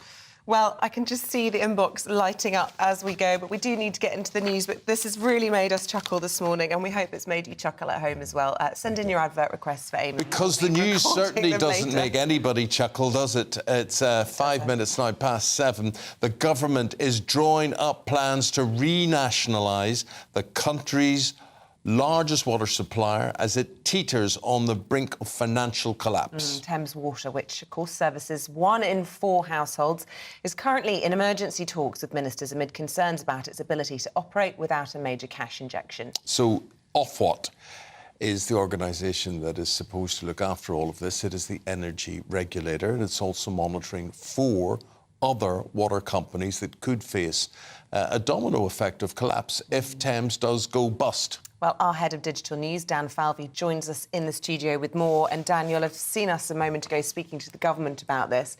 Bordering on defensive, in denial. I don't know how you would sort of assess his response, but it didn't seem that alarmed. I wouldn't say it would provide much reassurance for people sat at home concerned about the fact that the people who provide their water could be about to go bust. He said that it's a heavily regulated industry, clearly not regulated enough if you look at the way that this could be about to be a domino effect across the whole of the water sector. He said, this isn't for the government to get involved in, this is for the private company to sort out. Not exactly reassuring if you're sat at home worrying about what's going to happen. And he said, you know, it's basically down to them. We've got contingency plans in government, but it's not really our problem. Not what people want to be hearing. Yeah, and I suppose there are now big questions, and Freddie Gray was saying this in the paper review, about whether or not utility companies are appropriate, frankly, for the free market, given that it's a human right to have water. And we've seen, haven't we, that these investors haven't been putting anything into the system for so long, just taking money out of it and leaving all of us with the bill at the end of it, potentially. Absolutely. So the water industry was privatised in 1989, and with Thames Water, it was only last year that some equity from the shareholders was put back in investment into the company. That's decades where there hasn't been that money put in that's been needed for the infrastructure, and that's partly what these problems are. This isn't something that's developed overnight. This has developed over a number of decades of poor management. And meanwhile, Dan, the environmental destruction that a lot of these companies have presided over with draining our rivers, with sewage into our seas. And you talked there about the lack of investment going back in where they were supposed to regulate these things, they were supposed to clean up our environment, and it doesn't seem to have happened. So Ofwat have tried to clamp down on this slightly. We did see Thames Water were fined for letting sewage into waters a couple of years ago. We then saw that they were then fined again for having overcharged customers. So Ofwat have tried to take some steps in, but the fact that we've got to this point where it is teetering on collapse before we're actually going to see some real potential action, is a problem. And it suggests that the regulators haven't done their job for a number of years as well. And Dan, the big worry is that there are other water companies in serious trouble now as well, and there could be, if you forgive the pun, a bit of contagion when it comes to this water crisis. Yeah, so the regulators, as much as they're talking to Thames Water, they are talking to all the others as well, because they are concerned that if Thames Water goes, that this is a domino effect, and one after the other. It is worth just noting that this isn't going to impact people's water supplies. If these companies go bust, it is not going to mean that you suddenly turn your taps on and nothing comes out. Water will still flow, but what it means for the taxpayer is potentially having to bail these companies out, get involved, and that we all pay in the long run for Well, that. Dan presides over our digital input, and you getting in touch with the programme this morning, and John says water, gas, electricity, trains, buses, the postal service are all industries that should never have been privatised. Your views on that? Very welcome. And Colin makes an interesting point. Are there not questions of criminality and fraud over companies paying themselves huge money and dividends whilst going into debt? I do think there are big questions to be asked about how, I forget her first name, Sarah Bentley, was it? Yes. Was able to take these huge payouts and leave the company in such a mess. Remy says Thames Water is an absolute disgrace. Utilities should never have been privatised. Privatised has become a dirty, greedy word. Back in the days of national ownership, yes, it was poorly run, but the government could have headhunted the right people to get them all back up and running and manage the whole situation. Keep your views coming in. The time coming up to 7:10. Now let's turn our attention to the former First Minister of Scotland, Nicola Sturgeon. She'll be down here in the capital today, appearing before the COVID inquiry, giving evidence on how prepared Scotland was for the pandemic. Just 2 streets away. Yes. She'll just be 2 streets away from us here. Broadcaster and host of the podcast, Brethren, Sean MacDonald, who you will tell straight away is Scottish and very Scottish. Nicola Sturgeon and the pandemic. I mean, you had to live there throughout the pandemic. How would you sum it up, how it was handled in your country? I think looking back, I think Nicola Sturgeon was a good example of what we'd expect from a leader. I think that across the board in Scotland, England, Ireland and Wales, there was at times maybe a begrudging acceptance, because don't get me wrong, I hated every minute of it, and at times I would be quite privately critical because I wanted to vent my frustration somewhere. But, you know, looking back, with the benefit of hindsight and retrospect, I think she did do, for the most part, a good job. There were certain black marks, which I'm sure you'll ask me about. And by the way, I'm not here to be a complete defender of Nicola Sturgeon. I'm looking at it through what I would say is quite a neutral viewpoint. Yeah, I mean, with the benefit of hindsight, there does seem to be a growing body of thought that lockdowns were a disaster. We didn't know that at the time. We can understand why those decisions were taken. But when you look at actually the decisions that were taken at the time by Nicola Sturgeon, do you think she was perhaps given more credit than she deserves, just purely because she was really good at public speaking and very reassuring at a time when everybody was very alarmed? But actually, if you look at some of those decisions that were taken and the harms that they caused, you know, will history judge her kindly? Will the inquiry judge her kindly? Such as which harms do you think were caused? Oh, well, I mean, you know, the children issues, the issues with sending people to care homes without proper checks, all of these disasters. Yeah, I mean, I think those are definitely a black, as I say, like a black mark or more with the care homes. It obviously was, like every leader across the planet, she found herself in an invidious and sort of unenviable position, and you are making decisions as things are developing in real time. And yeah, in retrospect, maybe she did get a bit of credit for being a good public speaker, but I suppose that's part of being a leader, is to reassure, is to make decisions that are unpopular. How as a leader did she compare to Boris Johnson? Oh my God. I mean, again, I think I'm very conscious that people watching this might think it's just I'm here to maybe stick the boot into Johnson, but I mean, people, you can call this crass, but we've now found out that the House of Commons at times was like Magaluf. It was like a party. We know that was going on, whereas she was being absolutely battered by the press for maybe, I think, standing somewhere with the mask slightly below her nose, and I think the standards to which they were held were completely stratospheres apart. That was how I sort of perceived it. Are you an SNP supporter, or you've worked? Do you know what? See, to be honest, not really, not just now. I mean, in terms of the way the party's conducted themselves over the last couple of years, they have whereas they previously would have had my support, not as guaranteed. They've really, really annoyed a lot of the electorate over the last couple of years, and myself included. I think a lot of the interest in seeing Nicola Sturgeon today will relate to her recent arrest, won't it? This will be the first time she's kind of stood in a kind of official capacity since her spectacular resignation, and then all the sort of salacious detail about the camper van and the tents and the digging up the garden. This is her in a different light today. Do you think this will serve her well?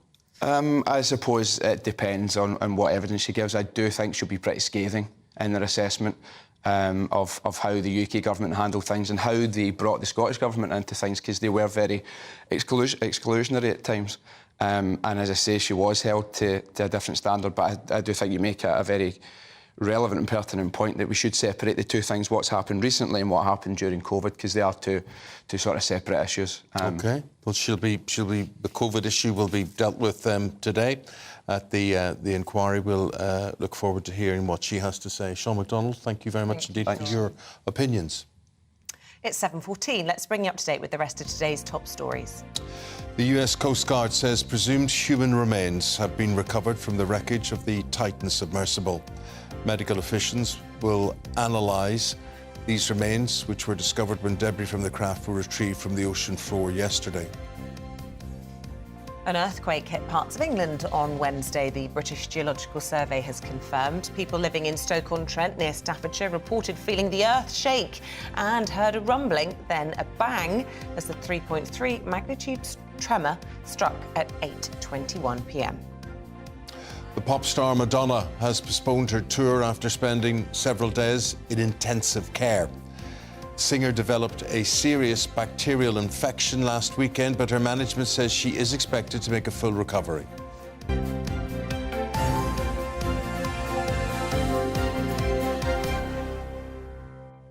Sobering thought for you to think about. 1 in 3 of you face poverty in retirement, according to a new report by the pensions company Scottish Widows. It really is depressing news this morning. We can't manage our utility companies. You work your whole life, you retire, and then 1 in 3 of you could be in dire straits. And it gets worse. The report also highlights a worrying outlook for disabled people. Apparently 51% predicted to face hardship during their retirement years.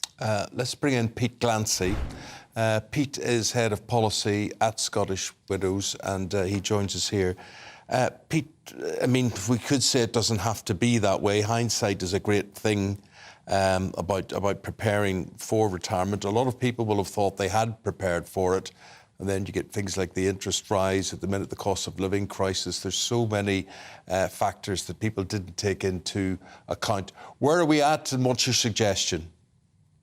OK, well, what we've done is we've conducted a survey of over 6,000 members of the British public. We've been asking them about their pensions, not surprisingly, but also about other savings and investments which they have, the role that inheritance might play in the retirement plans, whether they're likely to own their own home when they come to retire, or whether they'll be paying a rent, and whether they will be retiring as an individual or as part of a couple, because all of that is in the mix. And then we've worked with expert economists to forecast forward the sort of lifestyles that people can expect when they do retire.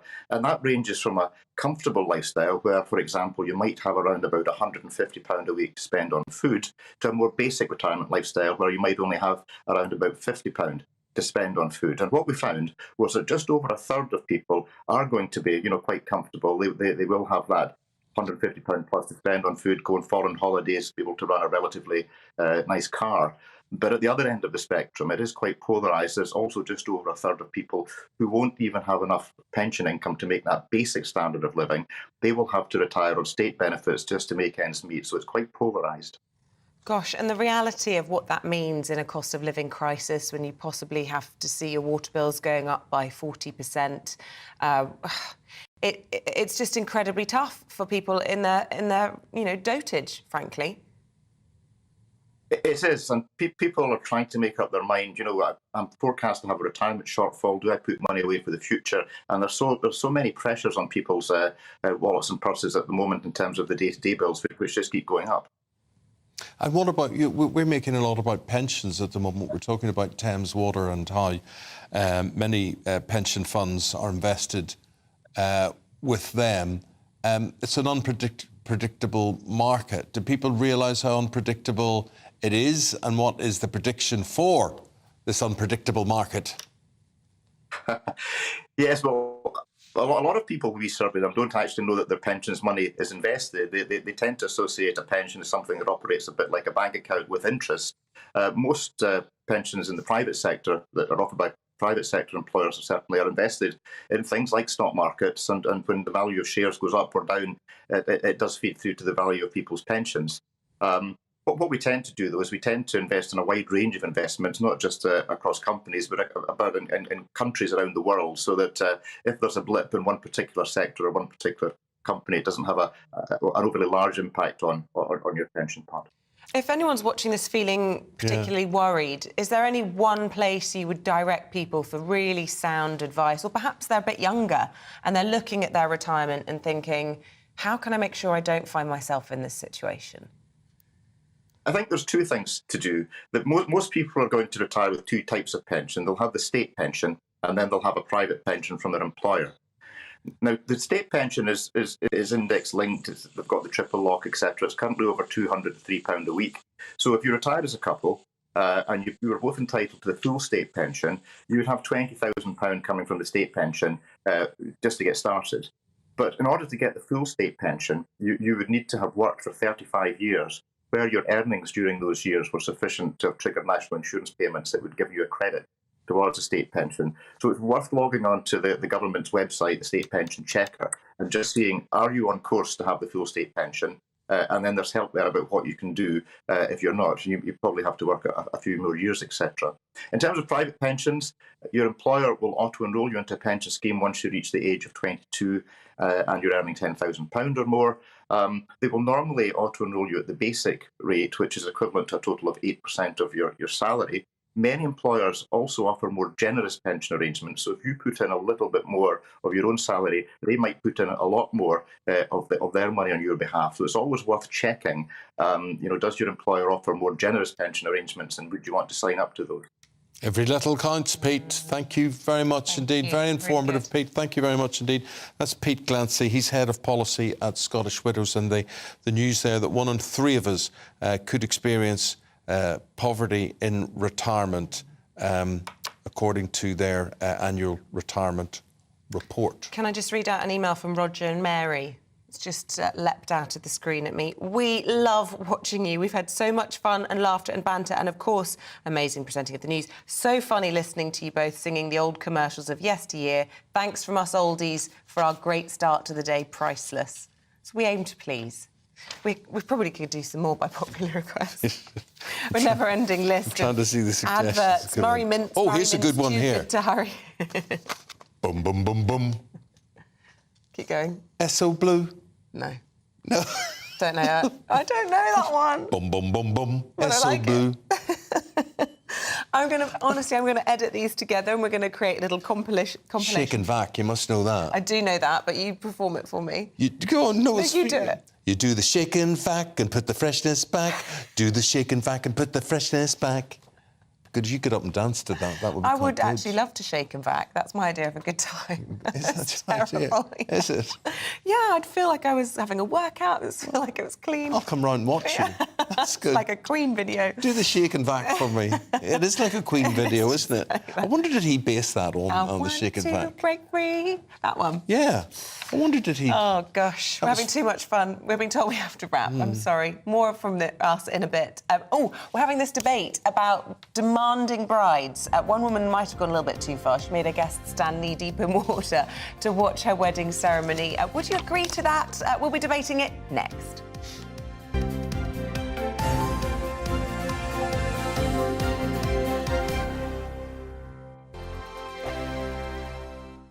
First and foremost, I am a GB News fan, and I was before I was working here. Just love the fact that we're asking the questions that a lot of establishment media won't ask. With a bit of a twist, we not only want to inform you, but we want to keep you entertained. It's worth the drive because you get in and the team's all ready and waiting, they're itching to go, and it's a proper little family. GB News is the people's channel. It's the audience that makes the programme sing. We're giving our viewers and our listeners a voice. I see the thousands of your letters, tweets, emails, you name it, coming in. Britain is broken.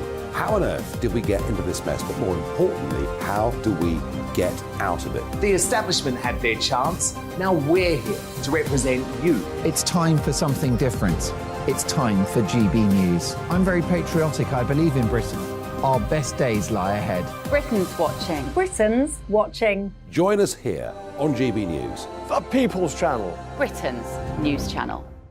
Join me, Patrick Christie's, Monday to Friday, 3 till 6. We tackle the day's news agenda like you've never seen before. It's high tempo, high octane, the most controversial topics, and the best guests. You will not be able to take your eyes and ears off it. I'm not afraid to ask the questions that you really want answered. 3 till 6 p.m, Monday to Friday on GB News, the People's Channel, Britain's news channel. I'm Andrew Doyle. Join me at 7 o'clock every Sunday night for Free Speech Nation, the show where I tackle the week's biggest stories in politics and current affairs with the help of my 2 comedian panellists and a variety of special guests. Free Speech Nation, Sunday nights from 7 on GB News, the People's Channel, Britain's news channel. GB News has its own late-night paper preview show, Headliners, where comedians take you through the next day's top news stories. You don't have to bother reading the newspaper, we've got it covered for you. Headliners, every night at 11 p.m, and repeated every morning at 5 a.m. We won't send you to sleep like some of the other paper review shows out there. GB News, the People's Channel, Britain's news channel.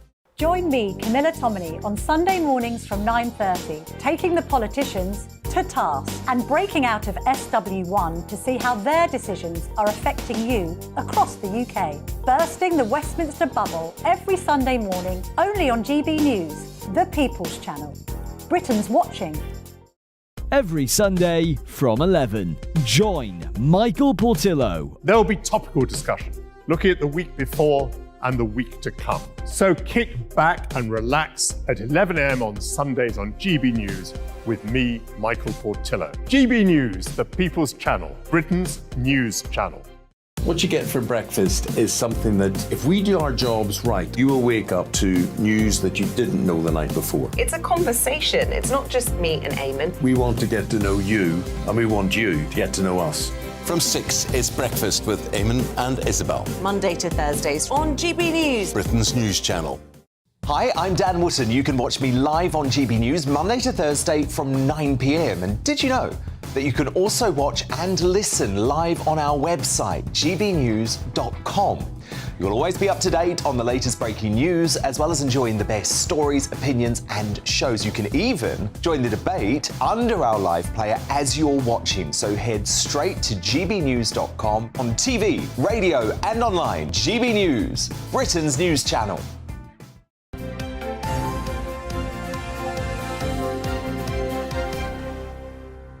They just keep coming in. Do you remember the Toblerone one? Do you remember the Brill Cream one? Do you remember the MASH one? Pepsodent? Toblerone, out on its own, triangular chocolate, that's Toblerone. And here's the big bit, here's the chorus. Made with made with triangular almonds from triangular trees and triangular honey from triangular bees.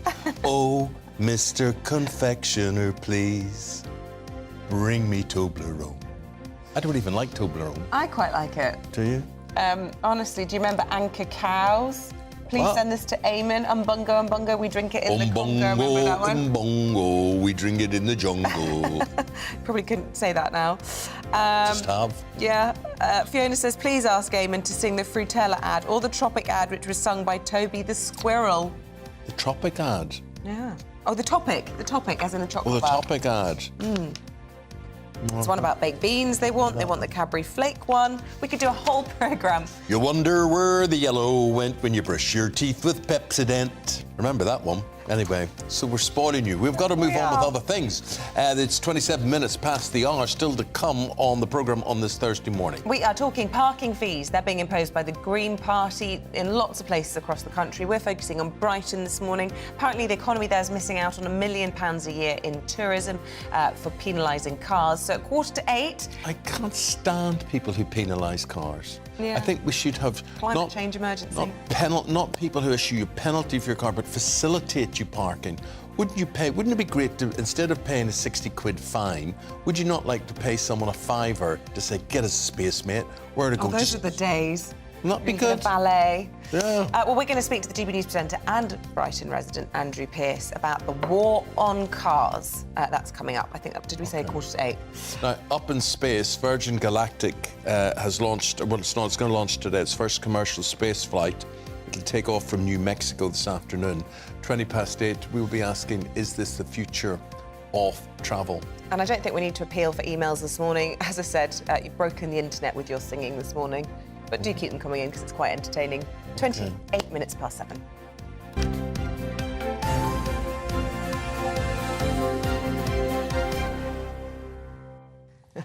This has to be you. I do remember that one, The yeah. Cadbury Flake advert, they're the words. Well, but does she? I don't have to sing it, do I? Yes. I mean, I don't know the word. I can remember the advert with the bubbles and the candles. How can I remember them and you don't? I just can't remember it, but I do remember the advert with the bubbles. and the Okay, bar. right. Pretend that's a flake, I'm not right? doing this. Pretend that's a No, flake. Eamonn. I'm a serious Only journalist. the crumbliest, flakiest chocolate tastes like chocolate never the flake in. tasted before. And no, I can't unsee that. Right, we're going to talk about weddings. You know who had flakes at her wedding? Your old sparring partner. Anthea. She had flakes. Sponsored by Cadbury Flakes. And they were white flakes, I think she had Well, there. of course, it was a wedding. So what would you do? You're invited to a wedding. Apparently you're given now requests or orders to indulge the bride and groom. Would you stand knee-deep in water for a wedding, for instance? I would. If it was my friend's wedding, I'd do whatever they asked. It's their big day. Well, apparently, one demand of this particular bride, she decided on quite an unconventional setting. We're not quite sure where it was, whether it was a waterfall or it was the beach or a lake. But anyway, she made everybody stand in the water for her big day. But... There's always one. One took the hump, right? That'd be you. That would be me. I would say... Anyway, so today we're asking, is it wrong to say no to the bride? Well, joining us to discuss this is the journalist Georgina Fuller, who believes the inner Bridezilla needs keeping in check. And then the wedding planner, Debbie Marks, who thinks brides should be able to do what they want on their special day. And Debbie, what are the more unusual requests you've had or that you're aware of as a wedding planner? There's loads of unusual requests that you get over the years, and quite often they're often weather related, that people want to get married outside and it's raining and, you know, brides want to do it anyway, or unusual locations. There's lots of different things that go into planning a wedding, and as a wedding planner, you've got to do your best to try and make them happen. You know, I've had crazy things like a bride wanting to have a knife sculpture made out of their cats. There's unusual things. But, you know, as a planner, you've got to try and make them happen. And as long as the guests are comfortable, they're not put in danger, it's not logistically unpractical, then you do your best to make that day amazing and create an extraordinary experience for your couples, for your brides. It's so important.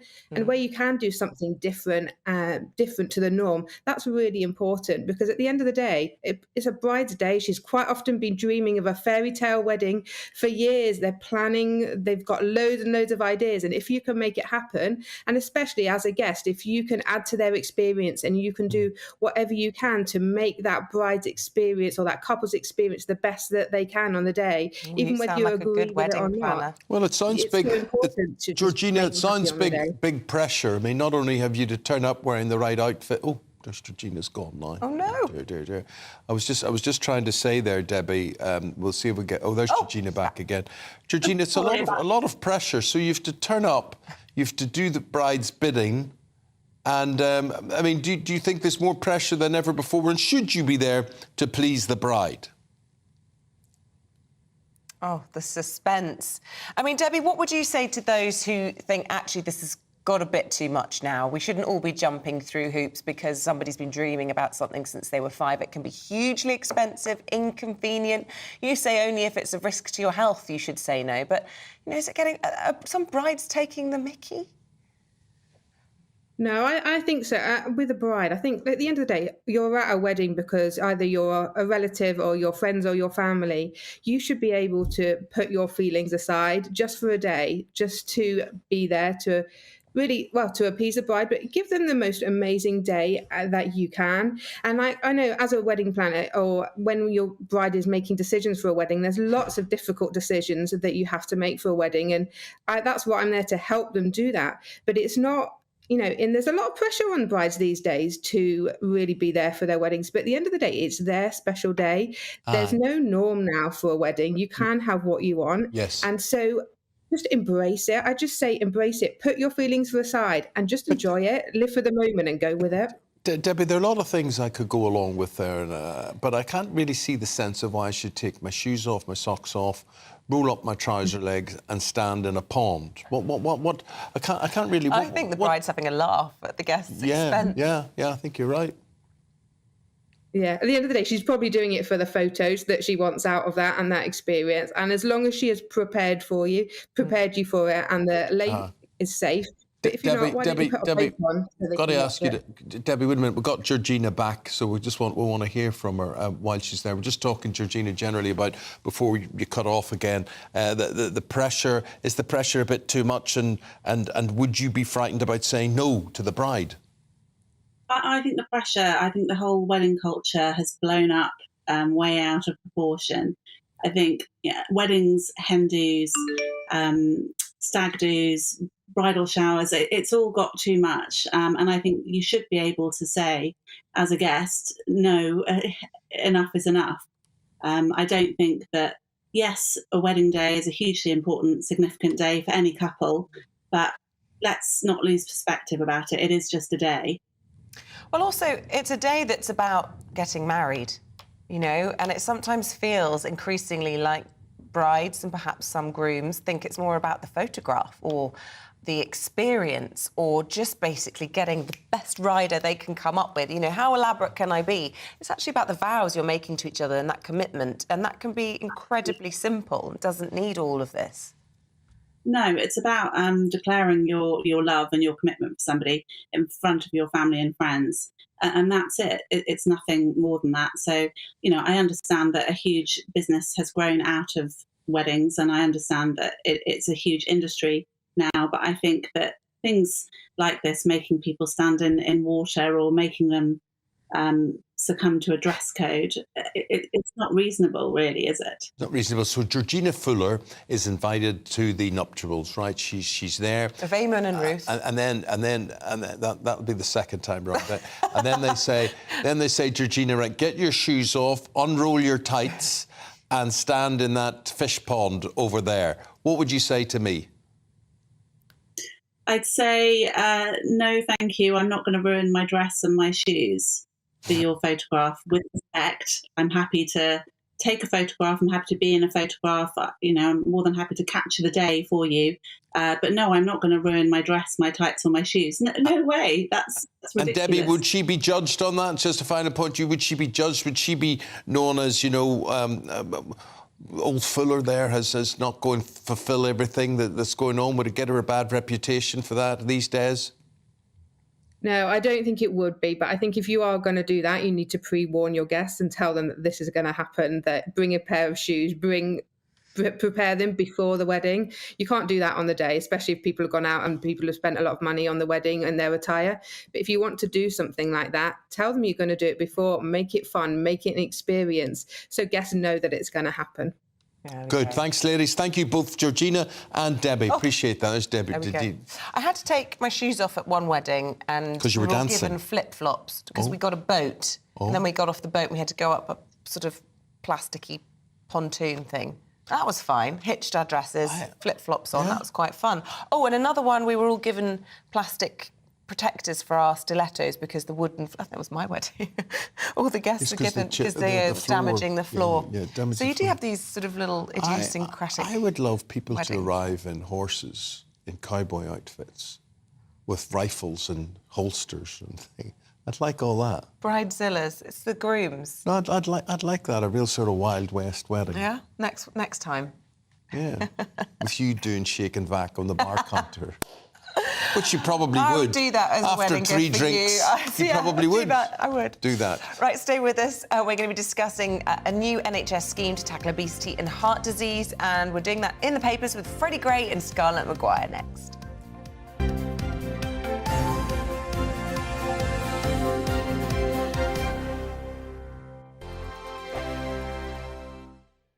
Like all families, we have arguments every now and then, but actually we agree on what the mission of GB Newsers, and that's the most fundamentally important thing. GB News provides the kind of platform that lets all voices be heard. We don't hold back. We're free to say what we really think. Just because some people who live in a tiny little Westminster bubble think that their particular story is important, that's not the most important story for me. And often they will be difficult stories, stories that you won't find on the establishment media. Because what people think in the north of England may be very different to what they're thinking in their home counties. We're going to carry on telling the world what life is really like for households up and down the UK. We love to be in your car, in your kitchen as you're having your breakfast. Whatever you're doing, you are part of the show.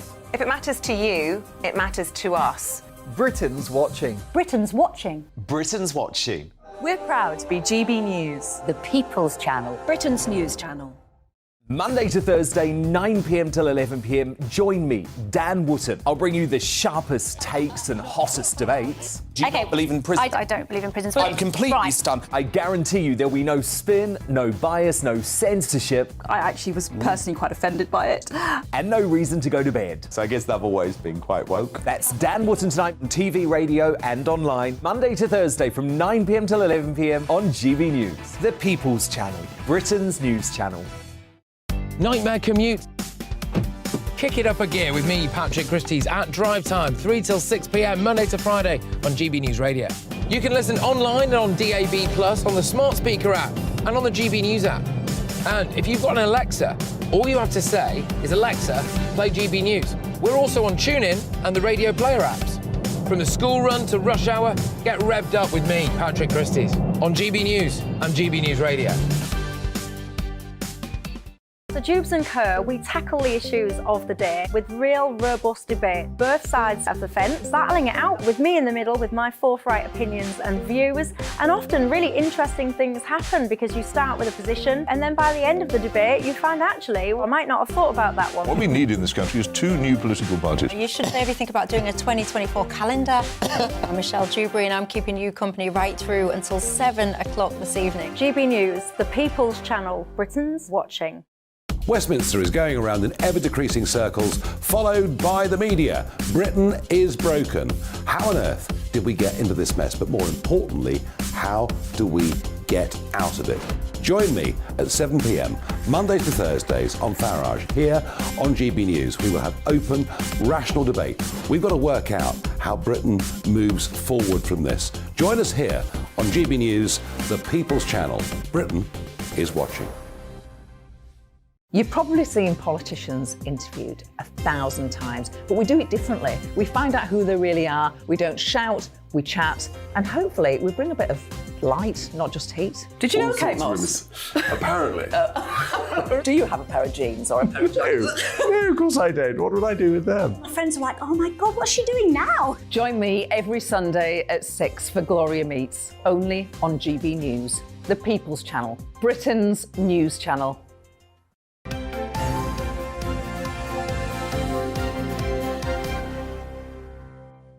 Welcome back. It's 7:41. Let's go inside the papers again with the Deputy Editor of The Spectator, Freddie Gray, and the former Labour advisor, Scarlett Maguire. Welcome back to both of you. Have we got a list? I have not organised. Yeah, Sorry, the health situation. We're going to the front page of the Times. OK. And we're talking about what we should be eating, and if you're between 40 and 74, you will be offered a blood test. Yes, that will be sent to your home and that then you send it off and then they'll tell you what's wrong with you. I mean, what I find the weirdest thing about this story is that it's happening because apparently we've all been offered midlife MOTs and only 40% of people are going for it and they think this will save lots of lives. Can I say that when I went to my doctor and said, I think I've got something wrong with me, can I have an MOT? You know, who do you think you are? And I certainly didn't get offered it. So first of all, she told me I was obese, which obviously I got very depressed about, went home. Then I went and she took blood tests. Then I went back and she actually weighed me and said, oh, you're normal. And I honestly, and I did have something seriously wrong with me. I mean, I had to have an operation because I had a parathyroid thing. And the most wonderful operation is that it completely cures you. What worries me about this is it sounds good, but actually, if you're not going in to have them, although possibly none of us can get appointments, why are you going to do it when you're at home? And the other problem is there's a real problem about middle age and older people's illnesses, and actually it's because the health thing is completely blocked up. I mean, a friend of mine who's eventually going to have a hip replacement said that a doctor said to her, the problem is that you have your hip goes wrong, as Eamonn knows, and then you stop taking exercise, and then you put on weight, and then everything else goes wrong. And actually, that's what we need is. We need a proper working health service. I know. Don't we, Freddie? This is what I find quite funny about this story. Last week we had a front page about, lung cancer tests for every smoker. And these are all good ideas for the future, for the NHS to work better 20 years down the line. But it's funny that they're on so many front pages when what really probably should be on the front pages is the crisis in waiting lists right now, the crisis in ambulances, the crisis in hospitals everywhere. The NHS is a disaster, and Steve Barclay seems to be very good at sort of futuristic planning, but actually sorting out what's wrong with the NHS now is a much bigger and more difficult I don't even know problem. if it's solvable, to be honest. Maybe that's why they can only focus on. I genuinely think that's an argument, a theory there that they're just trying to get to the election, through the election, and then the next government will have to try and sort it out. But I don't know if it will ever. I don't honestly know if the NHS will ever recover from COVID and from whatever it is in terms of, real terms cuts for doctors and losing staff. I'm also put off by this midlife MOT. I just don't like MOT. Makes me nervous. I would love it. Midlife should make you nervous. For an MOT. Yeah, because everything goes wrong. But I think it's lack of sleep. Maybe I'm just scared of confronting what they might find. But let me tell you this: you see, as soon as you hit 50, downhill all the way. Great. Thanks for that. Well, Freddie's got a long way to go. Exactly. No, He gets I there. think I've hit 40 and I'm going downhill. So. Scarlett, we're going to talk about this guy, Daniel Korski. He's dropped out of the Conservative, the mayoral race as a Conservative nominee in this for London. And I want to talk about this groping charge in general and groping. I swear in all my life I would never have touched a woman inappropriately because I obviously was brought up either by school or by the church or by my parents to realise that is just not done. However, I am so aware of how common it is and how men think they can do it and get away. We're not saying Mr. Korski, he denies all charges against him, but I'm just saying, since we're talking about it, have you ever been groped? Have you ever been groped? Oh, of course. I was somebody, because I'm quite old, so women of my age, you just get used to it. We were groped all the time. And I think what's interesting about this story is I think you're right. I think there are men who grope and men who really don't. Mm-hmm. I'm certainly not saying all Nor men, would I even all be men are tempted gropers. to. I wouldn't even be tempted to. No. I mean, a friend of mine. We were talking. It was another story, and he just looked at me. And this is a former Westminster journalist. So he said, "I just don't understand why any man would grope." And I think there are people like you and him, and then there are these people who somehow think they. And it's not even. I have to say, when I've been groped, these aren't people who think that I'm going to go to bed with them. They just grope. I stood at a party one night, a dinner party, and I was standing talking to a very well-known television presenter and very attractive woman, and I was eyeball to eyeball with her, and this guy came up behind her and grabbed both her breasts. Not only just grabbed them, massaged them, basically. And what did she do? She did nothing. And I was more disgusted with her at the end. No, because who was he? Was he her editor? Was he the person who decides her next contract? No, he was... I've been in situations within the BBC when a senior editor came up and started rubbing my shoulders, and I was, horrified that I didn't say anything, but I couldn't. I was new to the industry. He was the person who decided whether I got the live on the news that day or whatever. He wasn't that influential, but the point is, she said to me, what do you do? I just froze. I mean, it was like, and then I thought, why didn't I do something? Why didn't I say something with this? It's weird. And Isabel talking about that shoulder rubbing thing. When I started out as a journalist in the newsroom, every secretary in the newsroom had to receive a massage from a male reporter. Not had to, but basically the reporters would dictate their copy as they rubbed the shoulders off the girls who were typing it. And, I mean, that was just, like, standard form. But if you rubbed my shoulders, that wouldn't be weird, because we're friends and we work together and we have a laugh. But this guy was my senior, and, you know, I didn't know him from Adam, and it was just... Yeah. It is, but it is. Goes on. Sorry, I just want to talk about this because I think, as you quite rightly say, there's some people where it's just completely natural, and there's some people. It's not that I wouldn't look at someone and say, I would like to touch that person. I probably would like to touch that person. We'll go there. No, but I'm not saying I'm devoid of the urge, but you just would not do. It's taboo. Yeah, but I think what's so interesting is now it wouldn't happen.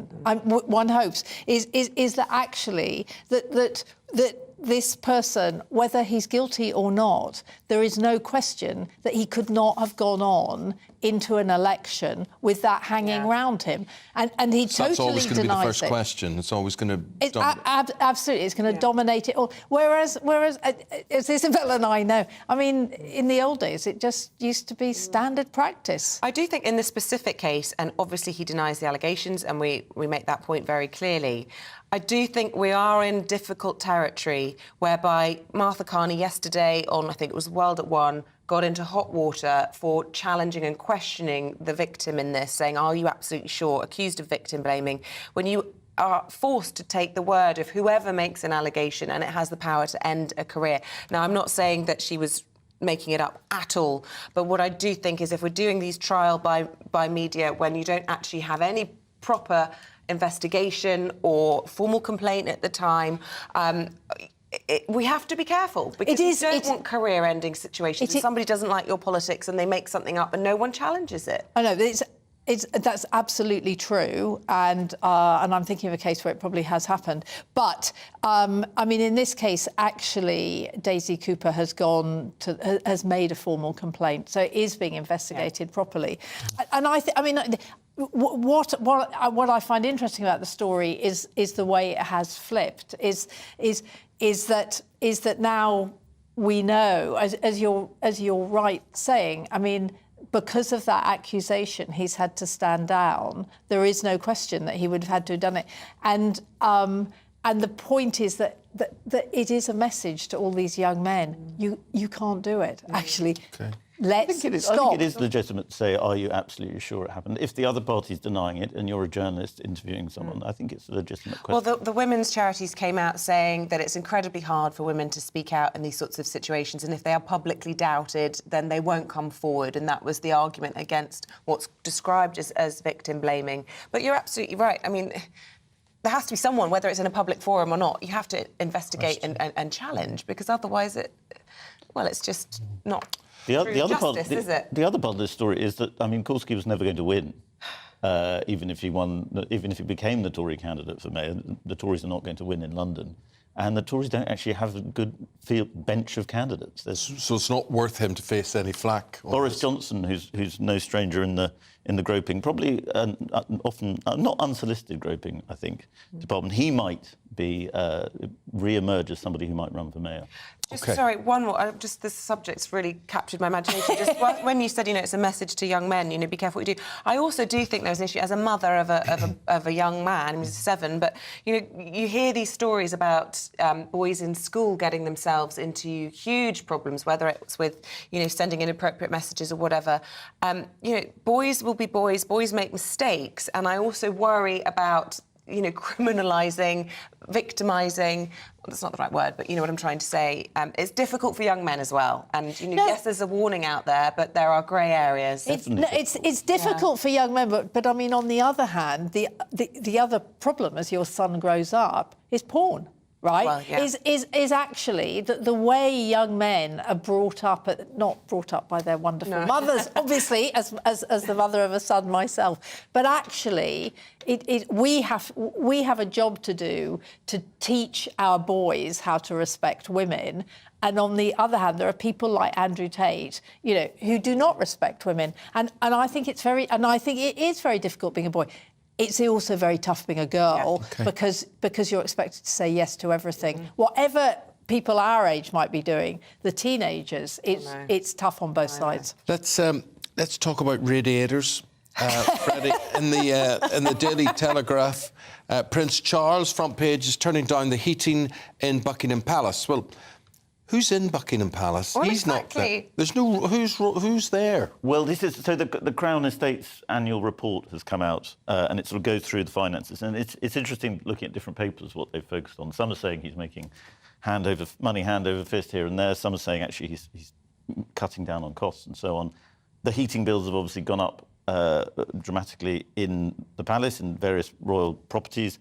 And so the King is now turning down the temperature to 16 degrees, which doesn't sound that cold. Pretty sure But, and also, that was actually, it's considered warm in my 16 childhood degrees home. is My mum would say, it's above 16 degrees. No, this is for vacant rooms. It's 19 This is for rooms that are not being used, 16. Yeah. I mean, some of us who were brought up without central heating. Yeah, we might as well have done. But also, what's so interesting about this story is that the Telegraph says that Charles, the Crown Estate, is losing money hand over fist, as Freddie says, and the Guardian say it's making millions from offshore wind farms. Well, both could be true. Yeah. Let's talk about it next time. You're back in 40 minutes' time. For the moment, Freddie and Scarlett, thank you both very much indeed. Stay with us. We're going to have more on the government's plans to rescue Thames Water as the country's largest water supplier stands on the brink of collapse. And on the theme of water... Here's the weather. Hello there. Very good morning to you. I'm Jonathan Vaughtry here with your latest GB News weather forecast provided by the Met Office.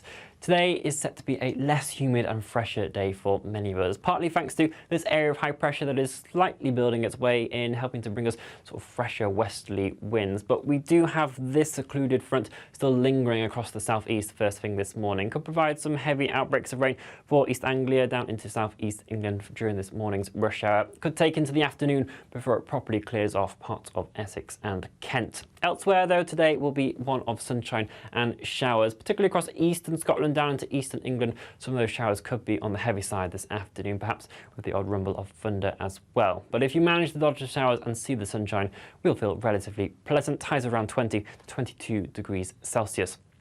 Good amount of late evening sunshine as well as we do head throughout Thursday evening, and most of us should stay dry with those showers fading out. But for parts of the Highlands up into the Northern Isles, those showers will rumble on a bit more. Again, some of those could be heavy still with the odd rumble of thunder in there as well. Underneath the clear skies, though, temperatures again dropping down to around the low teens, particularly for parts of southeastern England. Tonight will feel fresher compared to last night. But as we kick off Friday, our attention turns to this area of rain in the west that's going to start pushing its way in. Skies turning greyer for Northern Ireland, Wales down into southwest England with some outbreaks of patchy light rain. But it's particularly into the afternoon where we'll see some heavier bursts pushing into western Scotland down into the Northern Ireland as well. Generally eastern areas of England staying drier, but those skies still turning cloudy. Highs of around 21, 22 degrees here, but those temperatures a bit more suppressed underneath the cloud across Northern Ireland and Scotland. Low pressure stays with us into the weekend, so there is the chance of further spells of rain and showers at times. Also could be quite a breezy weekend as well. Otherwise, enjoy your day. Bye-bye. The Live Desk with me, Mark Longhurst. And me, Pip Thompson. It's here Monday to Friday on GB News. From midday, we'll bring you the news as it breaks, whenever it's happening and wherever it's happening, from across the UK and around the world. Refreshing, feisty, but with a bit of fun too. If it matters to you, we'll have it covered on TV, radio and online. Join the Live Desk on GB News, the People's Channel, Britain's news channel.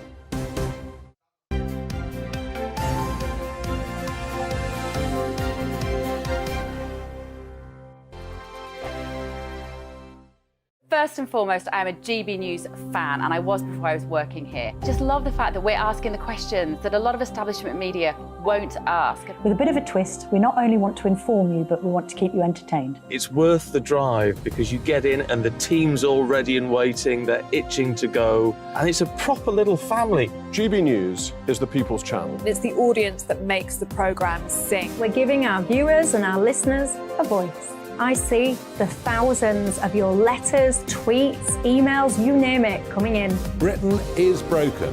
How on earth did we get into this mess? But more importantly, how do we get out of it? The establishment had their chance. Now we're here to represent you. It's time for something different. It's time for GB News. I'm very patriotic. I believe in Britain. Our best days lie ahead. Britain's watching. Britain's watching. Join us here on GB News. The People's Channel. Britain's news channel. Join me, Patrick Christie's Monday to Friday, 3 till 6. We tackle the day's news agenda like you've never seen before. It's high tempo, high octane, the most controversial topics and the best guests. You will not be able to take your eyes and ears off it. I'm not afraid to ask the questions that you really want answered. 3 till 6 p.m, Monday to Friday on GB News, the People's Channel, Britain's news channel. I'm Andrew Doyle. Join me at 7 o'clock every Sunday night for Free Speech Nation, the show where I tackle the week's biggest stories in politics and current affairs with the help of my 2 comedian panellists and a variety of special guests. Free Speech Nation, Sunday nights from 7 on GB News, the People's Channel, Britain's news channel. GB News has its own late-night paper preview show, Headliners, where comedians take you through the next day's top news stories. You don't have to bother reading the newspaper, we've got it covered for you. Headliners, every night at 11 p.m, and repeated every morning at 5 a.m. We won't send you to sleep like some of the other paper review shows out there. GB News, the People's Channel, Britain's news channel. Join me, Camilla Tominey, on Sunday mornings from 9:30, taking the politicians to task and breaking out of SW1 to see how their decisions are affecting you across the UK. Bursting the Westminster bubble every Sunday morning, only on GB News, the People's Channel. Britain's watching.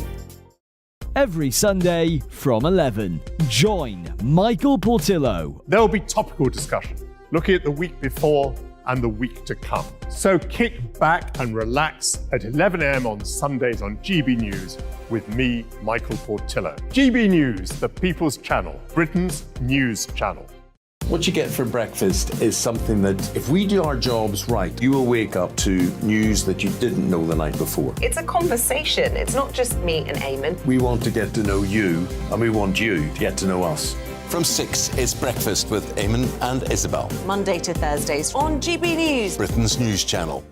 Hi, I'm Dan Wootton. You can watch me live on GB News Monday to Thursday from 9 p.m. And did you know that you can also watch and listen live on our website, gbnews.com?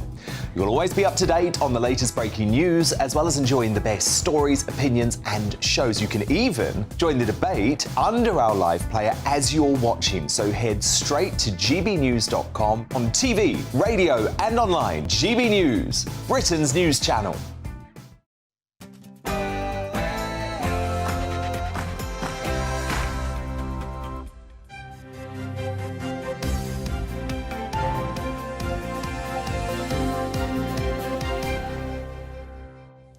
Plans are being drawn up to nationalise Thames Water amid warnings other companies could collapse. A very warm welcome to the programme. It is 8 o'clock on Thursday, the 29th of June. You're tuned into Breakfast on GB News with Eamonn and Isabel. Leading our news on this Thursday morning, ministers are creating contingency plans to renationalise Thames Water as it stands on the brink of collapse. Earlier, the government said it would take action if needed. Government does have contingency plans. Of course we will step in if that is required, but at the moment that is still an if. We're expecting a ruling this morning on whether the government's Rwanda plan is lawful. The verdict by the Court of Appeal will be make or break for Rishi Sunak's pledge to stop the boats. Live outside the Old Bailey, or outside the Court of Appeal I should say, with just under 2 hours to go until that crucial ruling. But it's unlikely to be the end of the matter, with a further appeal at the Supreme Court still pending. Former Scottish First Minister Nicola Sturgeon will appear before the COVID inquiry today, alongside her former deputy, John Swinney. The pair will give evidence on how prepared Scotland was for the pandemic and how she handled it. And jail time for those who release revenge porn, as major changes are made to the law when it comes to sharing unsolicited, intimate images. We'll be speaking to the reality star turned campaigner Georgia Harrison, who saw her ex-boyfriend Stephen Bear sentenced to 21 months in prison for voyeurism. Big clouds all over London today. It's very dark, it's very dank, it's very grey. What's it like where you are? We'll have your latest forecast coming up. Thursday offers something brighter and fresher for many of us, but not all of us. Join me later for the full forecast to find out the details.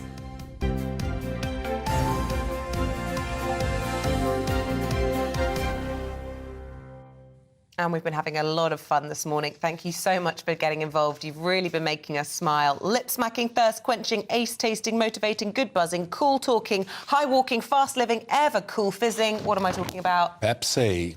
Thank you very much for But that, see, Kim. no, but if you had to sing it... I know, but I can't. I've got a cold. You sing it. No, that's not why you don't sing. You don't sing because you can't sing. That's... That's true. I've got a terrible voice. I don't pretend anyway, other than that. Aurora, don't forget the Kiora Aurora. Know that one? Mm-hmm. Yeah, oh, know them all. Know them all. Never end. There could be a book out on all of this one. Just one cornetto, give it to me.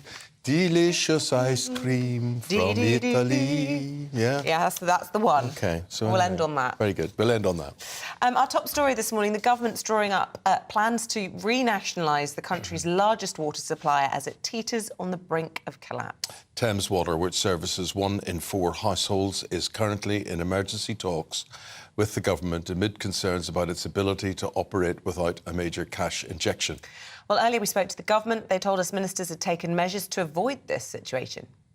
And we now have proper plans in place to make these companies, who I think have got a bad environmental track record, really raise their game. In fact, we've got a £56 billion investment plan over the next coming years to make these problems history, to sort out these environmental problems, and to make these companies behave properly. I have to say, I'm sorry we are absolutely to interrupt, just holding because them we're to limited account. on time. It's just, I do think you make quite a unconvincing defence of Ofwat and all of this, and to suggest that because in March this year you said to them, well, in order for you to be paying dividends, you need to be making improvements. What took them so long? Billions, millions have been paid in dividends since 2006, and they wake up in March and now we're in this crisis. How can you defend that? Well, I did also mention that they've been taking action a long time before that, including the actions that they took deep into last year to improve financial resilience, and that had actually been making progress, and the level of financial resilience had improved, and debt to equity had improved last year as well. So it's not that they've just woken up in March. I don't think that's quite fair. Well, they didn't think that was fair. Let's see what Tom Harwood, our deputy political editor, I promoted you there, sorry. Tom, did you find him convincing? Because I really didn't. It seemed like he was talking about a lot of different things. He was mentioning there the £56 billion investment plan, which is a vast amount of money needed to update this creaking Victorian infrastructure that we have. But that's almost a secondary issue to the fact that Thames Water appears to be £10 billion in debt, a vast amount of money. And it seems that this has sort of crept up on the company and indeed the regulator without much foresight. And this leads to a worrying situation, although the Environment Minister, Rebecca Powell, yesterday, in answer to an urgent question in the House, was saying the company had strong liquidity. I'm not sure if that was a joke or not, but ultimately, the government is saying that they're steadying the course for now, but no option is off the table. What does that mean? Well, the option that is almost most anticipated is some sort of temporary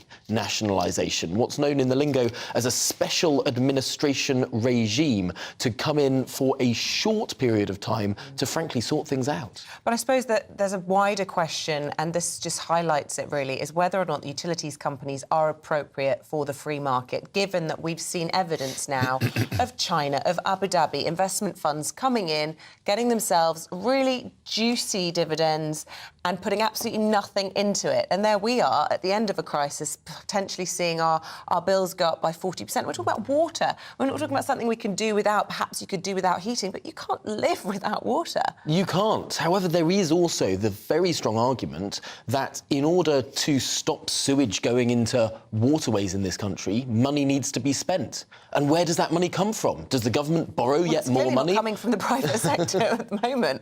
Well, yeah, I mean, ultimately, £56 billion need to be spent here. These are companies that are in debt. The government's in debt. Many households are in debt. Where does this money come from? It can't be magicked up just because a company has moved from one ownership model to a different ownership model. So I think that there's a fundamental issue there with just the sheer investment that needs to take place. But there's another issue which the FT has been picking up in the last day or so, which is just the way that these companies are structured.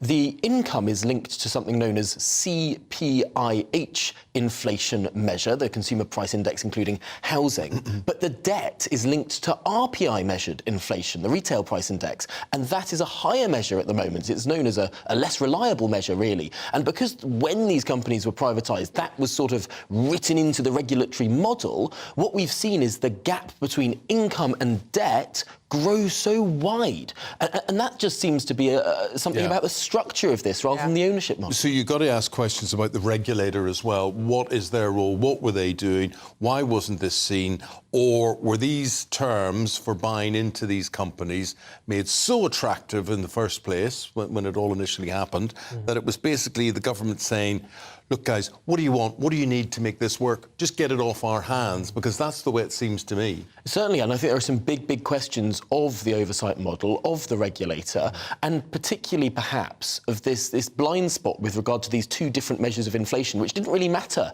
in a low inflation environment. But now we're in a high inflation environment, that could be exacerbating this issue.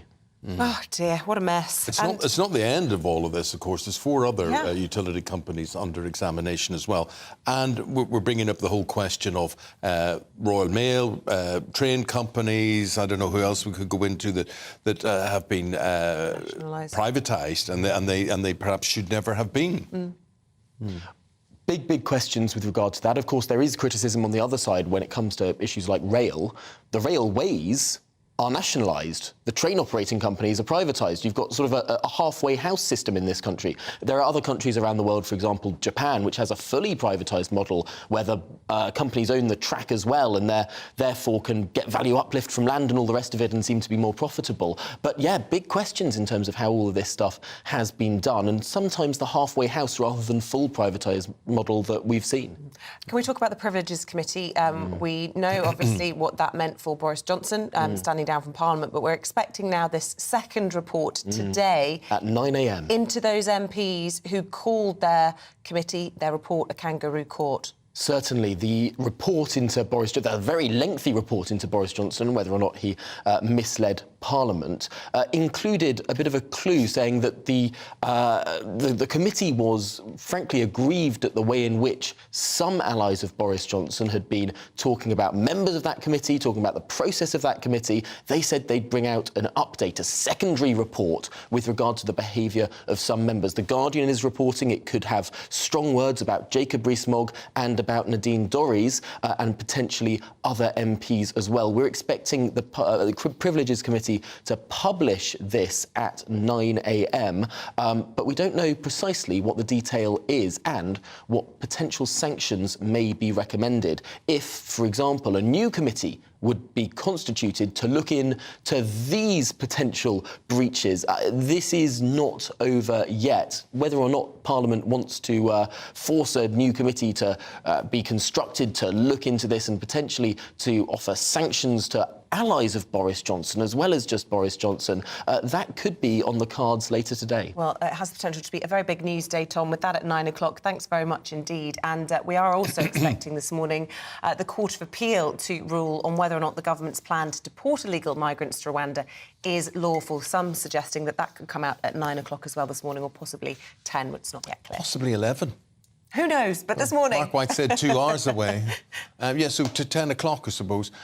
So the verdict could be make or break for the Prime Minister's pledge. Remember he's saying, as one of his 5 pledges, stop the small boats, stopping migrants arriving by boat.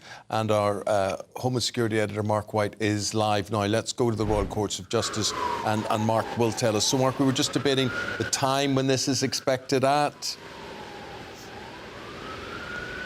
10 a.m. this morning, so just under 2 hours away, Eamonn. Super. And what are we expecting to hear? Well, the government is hoping to hear that their policy to send asylum seekers on effectively a one-way ticket to Rwanda is lawful.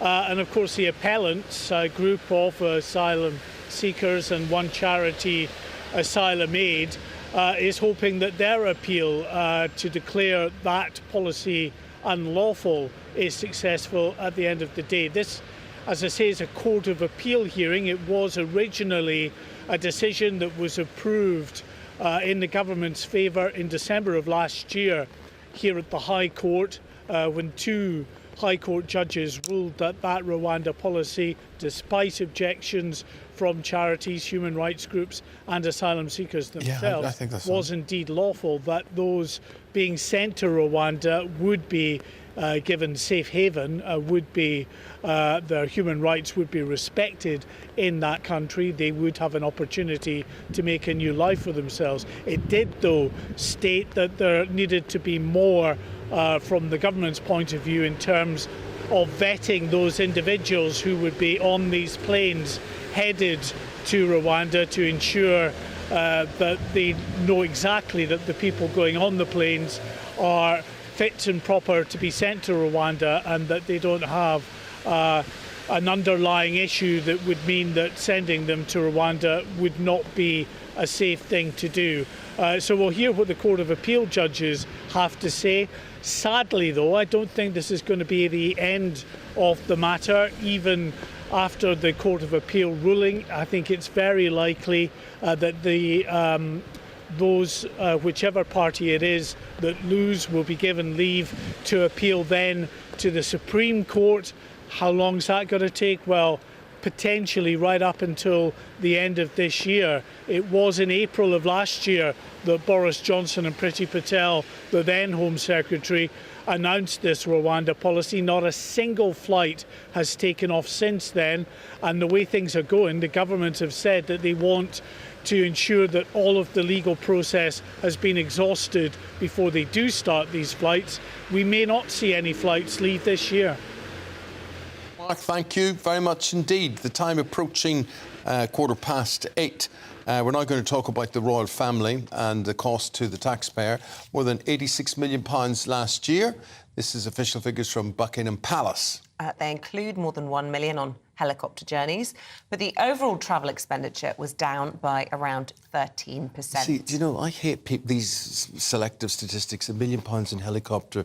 Well, without the helicopter, you wouldn't have had your royal visitor in Aberdeen. Well, Prince William just did about 5, 6, 7 different towns, didn't he, in 24 hours? He did Northern Ireland, he then did Yorkshire, and he did... No yeah, one's saying you should do it, but we're just important to know how much is spent on it. I'm saying this is necessary. Just stop even debating this. They've got to spend £1 million in helicopters, or you don't have them. You either want them or you don't want them. And if you don't want them, then you can take the helicopter bill as well. If you do want them... No, but it's silly to debate these sort of things. Well, it's a democracy, and our royal correspondent Cameron Walker has if I was king, the numbers. I can tell you now, if I was king, I would be in a Rolls-Royce with outriders, and I'd have a helicopter and probably a plane as well. Fair enough. I mean, on the helicopter point, Prince William did take helicopters to each engagement he did on Monday and Tuesday. But speaking to people close to him, they said logistically it would have been impossible to visit all of those locations in such a short amount of time. Really, we should have had him doing that, or walking, or some stupid argument. Right. Anyway, so we're going to talk then about turning down the thermostats in Buckingham Palace. Yeah. So Buckingham Palace thermostats turned down to 19 degrees in occupied rooms, 16 degrees if the room is unoccupied. That's due to the cost of living crisis. heating bills going up, of course, and King Charles is actually mindful of the environment as well. But let me explain more broadly about how the royal family is financed. So we've got a graphic to show you.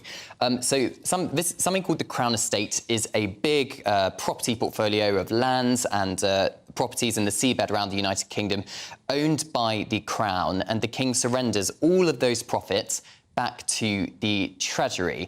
And then in return, the Treasury pays a percentage of those profits back to the King, called the Sovereign Grant, which funds his official duties. That's all a waste as King. of time.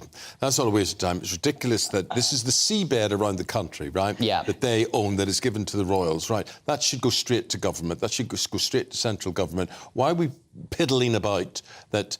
The royals are given the seabed, they then give the government the money, the government then gives them back 25%. A lot of nonsense. It's a long-winded way of saying it's taxpayers' money. It's 25% comes back from what they generate. Yeah, so it's usually 15%, but because Buckingham Palace is in the middle of a refurbishment programme at the moment, it's roughly 25% at the moment. And let's talk about, this seabed issue, because actually it's been rather profitable, not just for the royals, but obviously for the Treasury as well. Literally a windfall, because the offshore wind turbines have been raking it in for the royals. Yeah, this year's Crown Estate profits £442 million, a windfall of £129 million. And that is due to the 6 offshore wind farms which they have invested in, north coast of Wales, Cumbria, Lancashire, and a couple of the North Sea as well. Now, the King has made it very clear that that windfall he doesn't want to be included in the sovereign grant. He wants it to go back to the public purse and be used for the wider public good, as far as we understand it. So it's not going to be reflected by giving the King more money. So he agrees with me then. That's good. Well, if he apparently so, would he have got 25% of that 400 or so million? Am I right in working Yes, in 2 years' time, because the sovereign grant is worked out by 2 years, the profits from 2 years ago of the Crown Estate. It's all very complicated. No, it's not. You should have been an accountant. I know. Thank you. I'm so bad at maths. But should we do some interesting figures if we've got time? Yes. So, of course, diversity in the royal household. Very interesting. Buckingham Palace has missed their diversity targets for a second year in a row. They didn't used to publish it, but following Prince Harry and Meghan's interview with Oprah, where Meghan accused an unnamed member of the royal family of questioning what colour Archie's skin would be when he was born, they decided to publish it. But Kensington Palace's diversity figure a lot higher than Buckingham Palace's. So 16.3% of all the staff at Kensington Palace, that's William and Catherine's household, up from 13% last year. But the ethnic minorities in Buckingham Palace, 9.7%. They do have a new target of 14% by 2025. And is that directly relatable to the population? I never know how these targets relate, because I know the BBC always want to have a much higher diversity rate than is actually present in the British population. So according to the census in 2021, 18% of the British public. It's just below at the moment, but I'm sure at some point they'll want to extend it out. And on some other little interesting news, I believe Frogmore Cottage officially vacated now by the Sussexes. It has been officially confirmed by Buckingham Palace that Harry and Meghan no longer lease Frogmore Cottage. Of course, they paid back the £2.4 million of taxpayer money spent to refurbish it into a family home. There are reports that the King and the royal household want Prince Andrew to downsize from Royal Lodge and move into Frogmore Cottage, but he's refusing to budge. But clearly, they were refusing to confirm that yesterday in the media briefing. Interesting. Always interesting talking to you, Cameron. Thank you very much. We'll see you again soon. Thank you.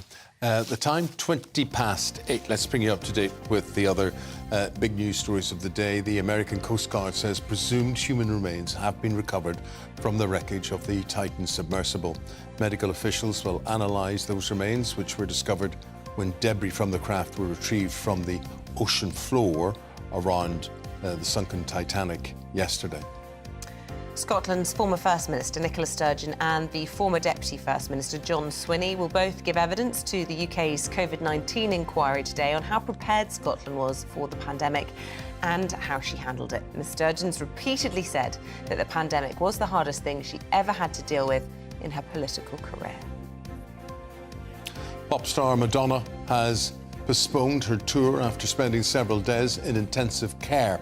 The American singer developed a serious bacterial infection, we're told, but her management says she is expected to make a full recovery.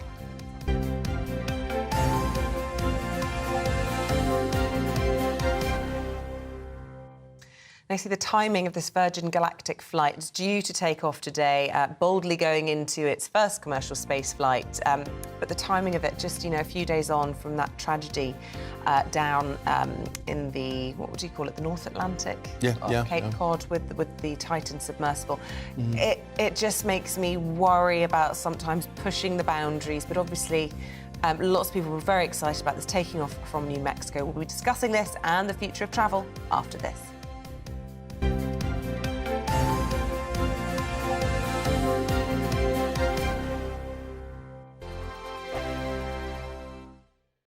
Like all families, we have arguments every now and then, but actually we agree on what the mission of GB News is, and that's the most fundamentally important thing. GB News provides the kind of platform that lets all voices be heard. We don't hold back. We're free to say what we really think. Just because some people who live in a tiny little Westminster bubble think that their particular story is important, that's not the most important story for me. And often they will be difficult stories that you won't find on the establishment media. Because what people think in the north of England may be very different to what they're thinking in the home counties. We're going to carry on telling the world what life is really like for households up and down the UK. We love to be in your car, in your kitchen as you're having your breakfast. Whatever you're doing, you are part of the show. If it matters to you, it matters to us. Britain's watching. Britain's watching. Britain's watching. We're proud to be GB News, the People's Channel, Britain's news channel. Monday to Thursday, 9 p.m. till 11 p.m. Join me, Dan Wootton. I'll bring you the sharpest takes and hottest debates. Do you not believe in prisons? I don't believe in prisons. I'm completely stunned. I guarantee you there'll be no spin, no bias, no censorship. I actually was personally quite offended by it. And no reason to go to bed. So I guess they've always been quite woke. That's Dan Wootton tonight on TV, radio and online. Monday to Thursday from 9 p.m. till 11 p.m. on GB News. The People's Channel, Britain's news channel. Nightmare commute. Kick it up a gear with me, Patrick Christie's, at drive time, 3 till 6 p.m, Monday to Friday on GB News Radio. You can listen online and on DAB+, on the smart speaker app and on the GB News app. And if you've got an Alexa, all you have to say is, Alexa, play GB News. We're also on TuneIn and the Radio Player apps. From the school run to rush hour, get revved up with me, Patrick Christie's, on GB News and GB News Radio. So Jubes and Co, we tackle the issues of the day with real robust debate, both sides of the fence, battling it out with me in the middle with my forthright opinions and views. And often really interesting things happen because you start with a position and then by the end of the debate you find actually, I might not have thought about that one. What we need in this country is 2 new political parties. You should maybe think about doing a 2024 calendar. I'm Michelle Dewberry and I'm keeping you company right through until 7 o'clock this evening. GB News, the People's Channel, Britain's watching. Westminster is going around in ever-decreasing circles, followed by the media. Britain is broken. How on earth did we get into this mess? But more importantly, how do we get out of it? Join me at 7 p.m, Mondays to Thursdays on Farage, here on GB News. We will have open, rational debate. We've got to work out how Britain moves forward from this. Join us here on GB News, the People's Channel. Britain is watching.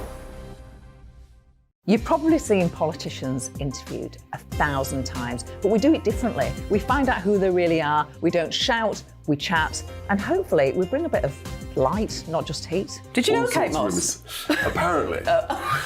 Do you have a pair of jeans or a pair of jeans? No, of course I don't. What would I do with them? My friends are like, oh my God, what's she doing now? Join me every Sunday at 6 for Gloria Meets, only on GB News, the People's Channel, Britain's news channel.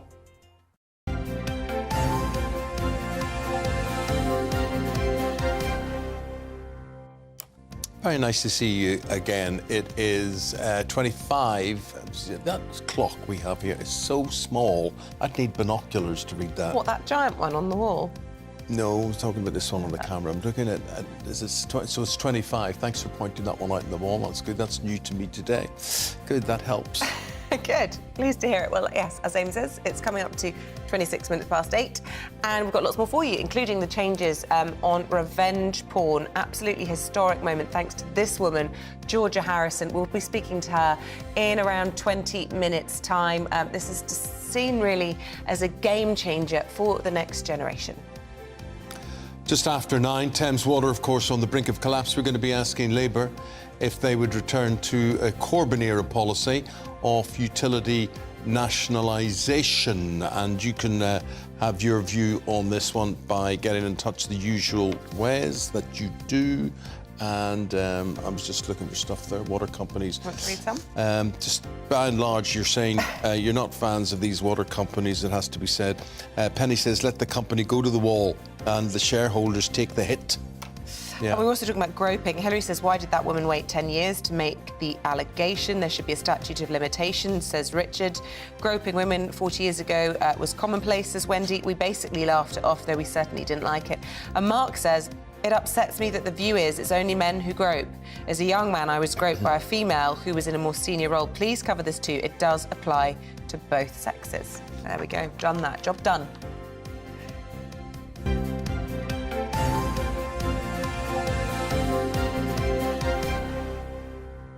OK, we're going up into the air now. Virgin Galactic is to launch its first commercial flight from Spaceport America to the edge of space, not actually into space, just on the edge of space. That's going to happen 4 o'clock this afternoon. Yep, it's a 3-man crew and an astronaut instructor is going to be carrying out 13 scientific research experiments during the 90-minute orbit on Galactic. One exciting stuff, or is it? The former president of Virgin Galactic and chair of Seraphim Space Investment Trust plc, Will Whitehorn, joins us now to tell us all about it.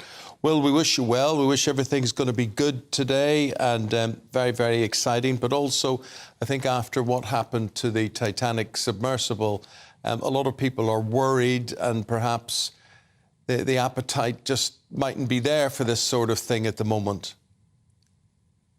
Well, of course, what happened last week was the result of a vehicle that was built and not properly tested. There's no doubt about that. It never went through a process with a government agency. What you have to remember about the Virgin Galactic vehicle is it's been through the most extensive aviation test program in history, conducted with the Federal Aviation Authority of the United States. And indeed, there was at one point an accident during that test program. That's what's made it as safe as it's going to be today. And this commercial flight that it's going to undertake today is actually a science flight. So they aren't starting with space tourists, they're starting with space scientists and trainee astronauts from the Italian government and the Italian research authorities. And they're going to conduct important scientific experiments. And the other thing you have to remember is that these new space vehicles built by people like Elon Musk, Richard Branson, Jeff Bezos, have paved the way for much cheaper access to space to allow us to put the new satellites in orbit that have not only saved Ukraine, but have tested for climate change and are doing all the work towards putting broadband in space, server farms in space, and eventually solar power in space, which will help us get to net zero. This is science at the cutting edge. It is not a vehicle simply designed for space tourism, but part of what pays for it. Yeah, and you make a powerful case for the scientific element to all of this, but lots of perhaps not lots, but those who've got the wallets for it will be looking at it from a commercial flight point of view to see whether or not they fancy it. And I suppose the big question is, what will it be like? How comfortable will it be? What will people experience if they do, in the future, get to go on one of these flights? Well, I've not done it yet. I left Virgin Galactic many years ago, and I've got a standby ticket for the future when there's a spare seat. But the fact is, I've done a lot of the training for it, including going into high-altitude parabolas, including going in the centrifuge and doing all the testing. And it's going to be really exciting for these people. I mean, they're going to experience weightlessness in true sense for many minutes. They're going to experience the curvature and beauty of the Earth from space. They're going to see the blackness of space and the stars above them. I mean, it's going to be extremely exciting, even if they are up there for scientific purposes for the Italian government. So, I can't wait to go myself. And I also think it's so important to understand. A lot of people say, space, why are we in space? We've got so many problems on planet Earth. But the truth is that without space, we're never going to solve the current problems on planet Earth. There are nearly 9 billion of us now on this planet. And we've got to industrialise in space and get up there more cheaply and more efficiently. And we've got to use the area outside the atmosphere to produce the power for the future, produce the industry for the future, instead of using our valuable atmosphere for it. So I'm all in favour of this. And actually, those who are naysayers to stuff like this are actually relatively stupid. We're laughing because there's a few of them in the office today. Hey. Hello. So we're not talking about a spaceship today. We're talking about a space plane. It doesn't. How close to space will you actually get today? You're somewhere between the Earth's atmosphere and space. Tell us where the plane will go. Well, I can tell you they're in space. All right. NASA's definition of space is 50 miles. And they're going above 50 miles. So NASA's definition is good enough for me. There was a bit of a spat a couple of years ago where Jeff Bezos tried to claim, because his flying rather Austin Powers-shaped vehicle was going a bit higher, that he was going to space and Richard wasn't. Well, I mean, frankly, that's got the words of those two appendages that hang down attached to it. The truth is that they are going to space. And they're going to experience 6 minutes of weightlessness. And what are the bits to look out for? In a normal flight, takeoff and landing's always dangerous. When you're talking about rockets, it's, coming back down that is problematic. So what should we be looking out for today in terms of those high-pressure moments? Well, I mean, as President Kennedy once said, we choose to go to space not because it's easy, but because it's hard. So these flights are not like going on an EasyJet flight down to Malaga. They are going to go through the sound barrier after they launch from 50,000 feet from a mothership. So they'll drop, they'll fire the rocket motor. Within 3 seconds, these people will be pulling 3 to 4 G of gravity on their bodies. Within another seconds, they'll have broken the sound barrier. They'll get to a speed of nearly 4,000 miles an hour before they go into an apogee at the top. And that's when they're in space. And that's when they'll experience the weightlessness. They'll do the experiments. They're going to be doing experiments with a combination of chemicals and liquids in space. And they'll be viewing the Earth's curvature. They'll be floating free. And then they're going to begin the descent. Now, the descent in this vehicle is safer than the shuttle was, because they're not trying to land on the atmosphere. Okay. They're not trying to air the vehicle in. What they're going to be doing is coming in like a shuttlecock.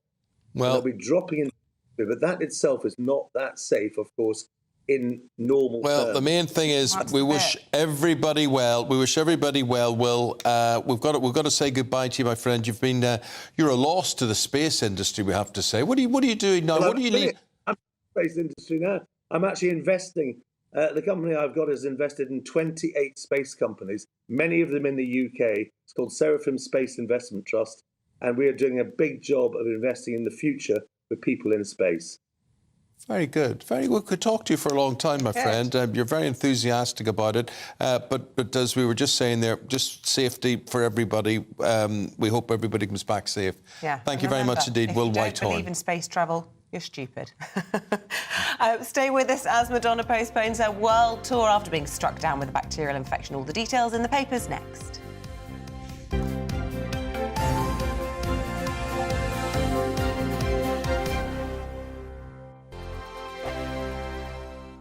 First and foremost, I am a GB News fan, and I was before I was working here. Just love the fact that we're asking the questions that a lot of establishment media won't ask. With a bit of a twist, we not only want to inform you, but we want to keep you entertained. It's worth the drive because you get in and the team's all ready and waiting, they're itching to go, and it's a proper little family. GB News is the people's channel. It's the audience that makes the programme sing. We're giving our viewers and our listeners a voice. I see the thousands of your letters, tweets, emails, you name it, coming in. Britain is broken. How on earth did we get into this mess? But more importantly, how do we get out of it? The establishment had their chance. Now we're here to represent you. It's time for something different. It's time for GB News. I'm very patriotic. I believe in Britain. Our best days lie ahead. Britain's watching. Britain's watching. Join us here on GB News. The people's channel. Britain's news channel. Join me, Patrick Christie's Monday to Friday, 3 till 6. We tackle the day's news agenda like you've never seen before. It's high tempo, high octane, the most controversial topics and the best guests. You will not be able to take your eyes and ears off it. I'm not afraid to ask the questions that you really want answered. 3 till 6 p.m, Monday to Friday on GB News, the People's Channel, Britain's news channel. I'm Andrew Doyle. Join me at 7 o'clock every Sunday night for Free Speech Nation, the show where I tackle the week's biggest stories in politics and current affairs with the help of my 2 comedian panellists and a variety of special guests. Free Speech Nation, Sunday nights from 7 on GB News, the People's Channel, Britain's news channel. GB News has its own late-night paper preview show, Headliners, where comedians take you through the next day's top news stories. You don't have to bother reading the newspaper, we've got it covered for you. Headliners, every night at 11 p.m, and repeated every morning at 5 a.m. We won't send you to sleep like some of the other paper review shows out there. GB News, the People's Channel, Britain's news channel. Join me, Camilla Tominey, on Sunday mornings from 9:30, taking the politicians to task and breaking out of SW1 to see how their decisions are affecting you across the UK. Bursting the Westminster bubble every Sunday morning, only on GB News, the People's Channel. Britain's watching. Every Sunday from 11, join Michael Portillo. There will be topical discussion, looking at the week before and the week to come. So kick back and relax at 11 a.m. on Sundays on GB News with me, Michael Portillo. GB News, the People's Channel, Britain's news channel. What you get for breakfast is something that, if we do our jobs right, you will wake up to news that you didn't know the night before. It's a conversation. It's not just me and Eamonn. We want to get to know you, and we want you to get to know us. From 6 is Breakfast with Eamonn and Isabel. Monday to Thursdays on GB News, Britain's news channel. Hi, I'm Dan Wootton. You can watch me live on GB News Monday to Thursday from 9 p.m. And did you know that you can also watch and listen live on our website, gbnews.com? You'll always be up to date on the latest breaking news, as well as enjoying the best stories, opinions and shows. You can even join the debate under our live player as you're watching. So head straight to gbnews.com on TV, radio and online. GB News, Britain's news channel.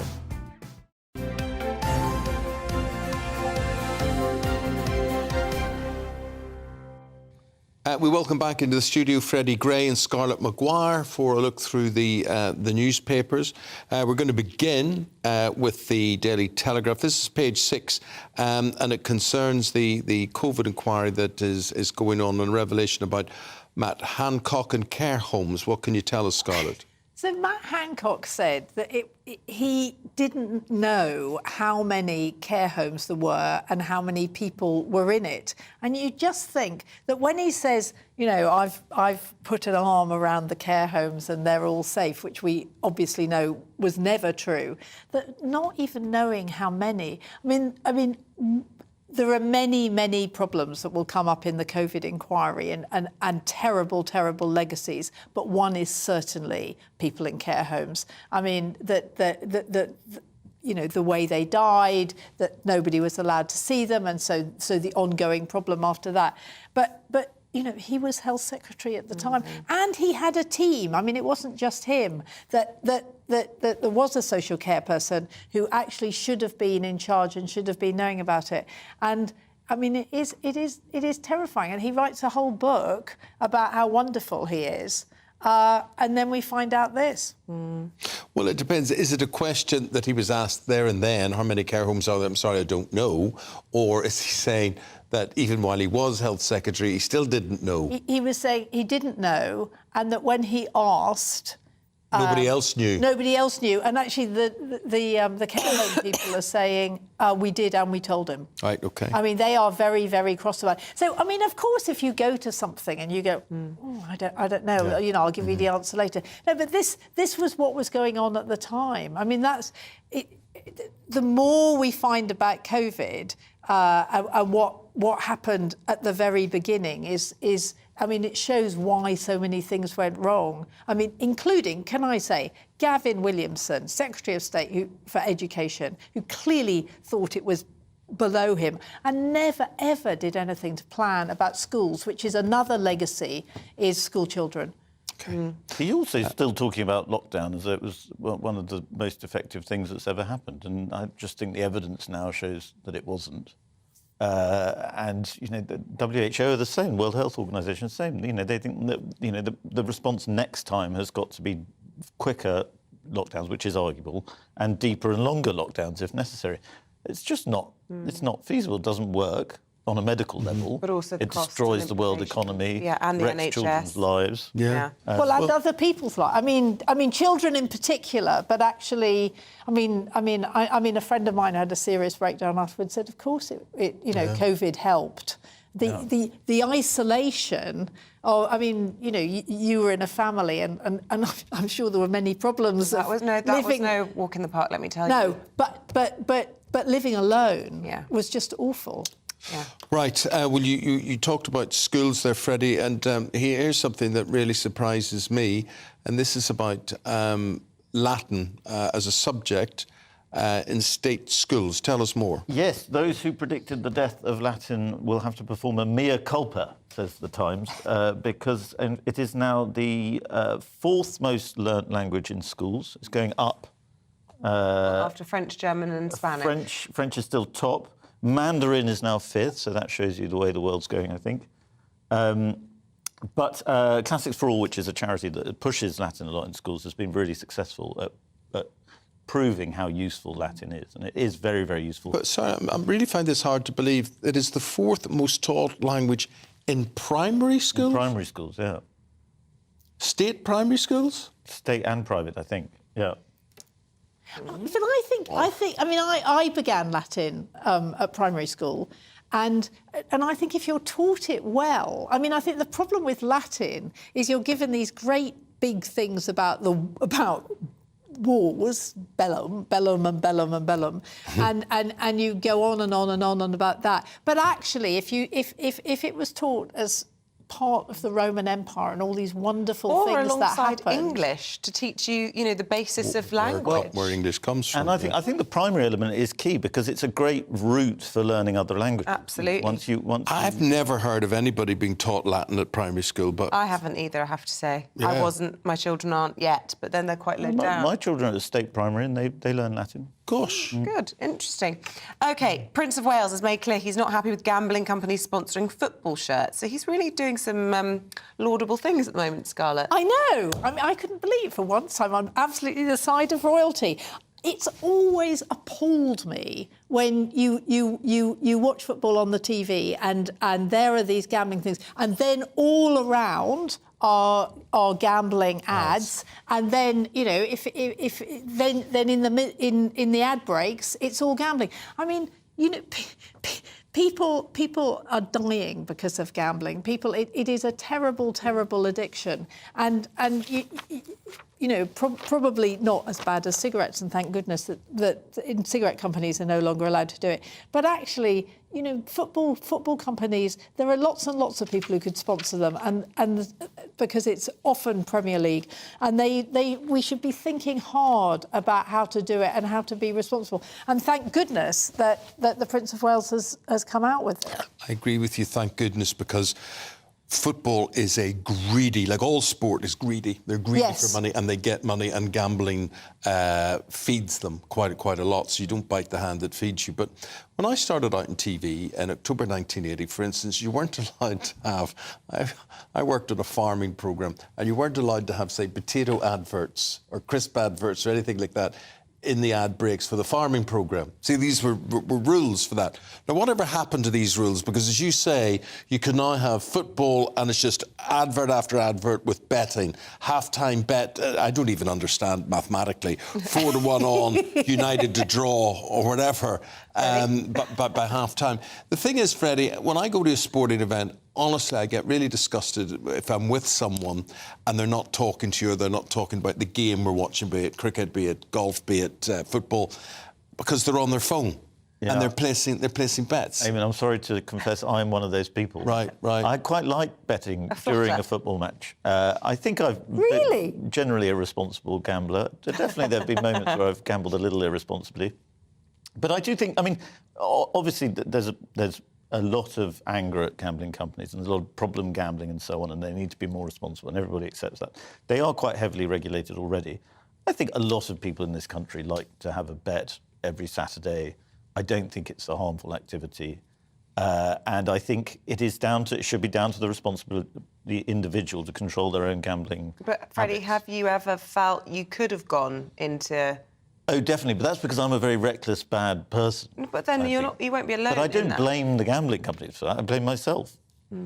Well, look, it's a big debate. One we'll maybe come back to another day. Freddie and Scarlett, really enjoyable once again to have you, to listen to you. Great pleasure. But we're going to talk about revenge porn now. We've got to say goodbye to you and thank you very much indeed. Because a change in the law earlier this week meant those found guilty of revenge porn could now go to jail. Yes, this comes off the back of Stephen Bear. He's the reality star who shared intimate images of then-girlfriend Georgia Harrison without her consent, leaving her in a great deal of distress. Bear was jailed for 21 years in December, and I'm pleased to say we can actually speak to Georgia, who joins us this morning. Good morning to you, Georgia. Look, you've campaigned on this tirelessly, and the changes in the legislation that are coming in this week are going to change the experiences of a generation to come, largely thanks to you.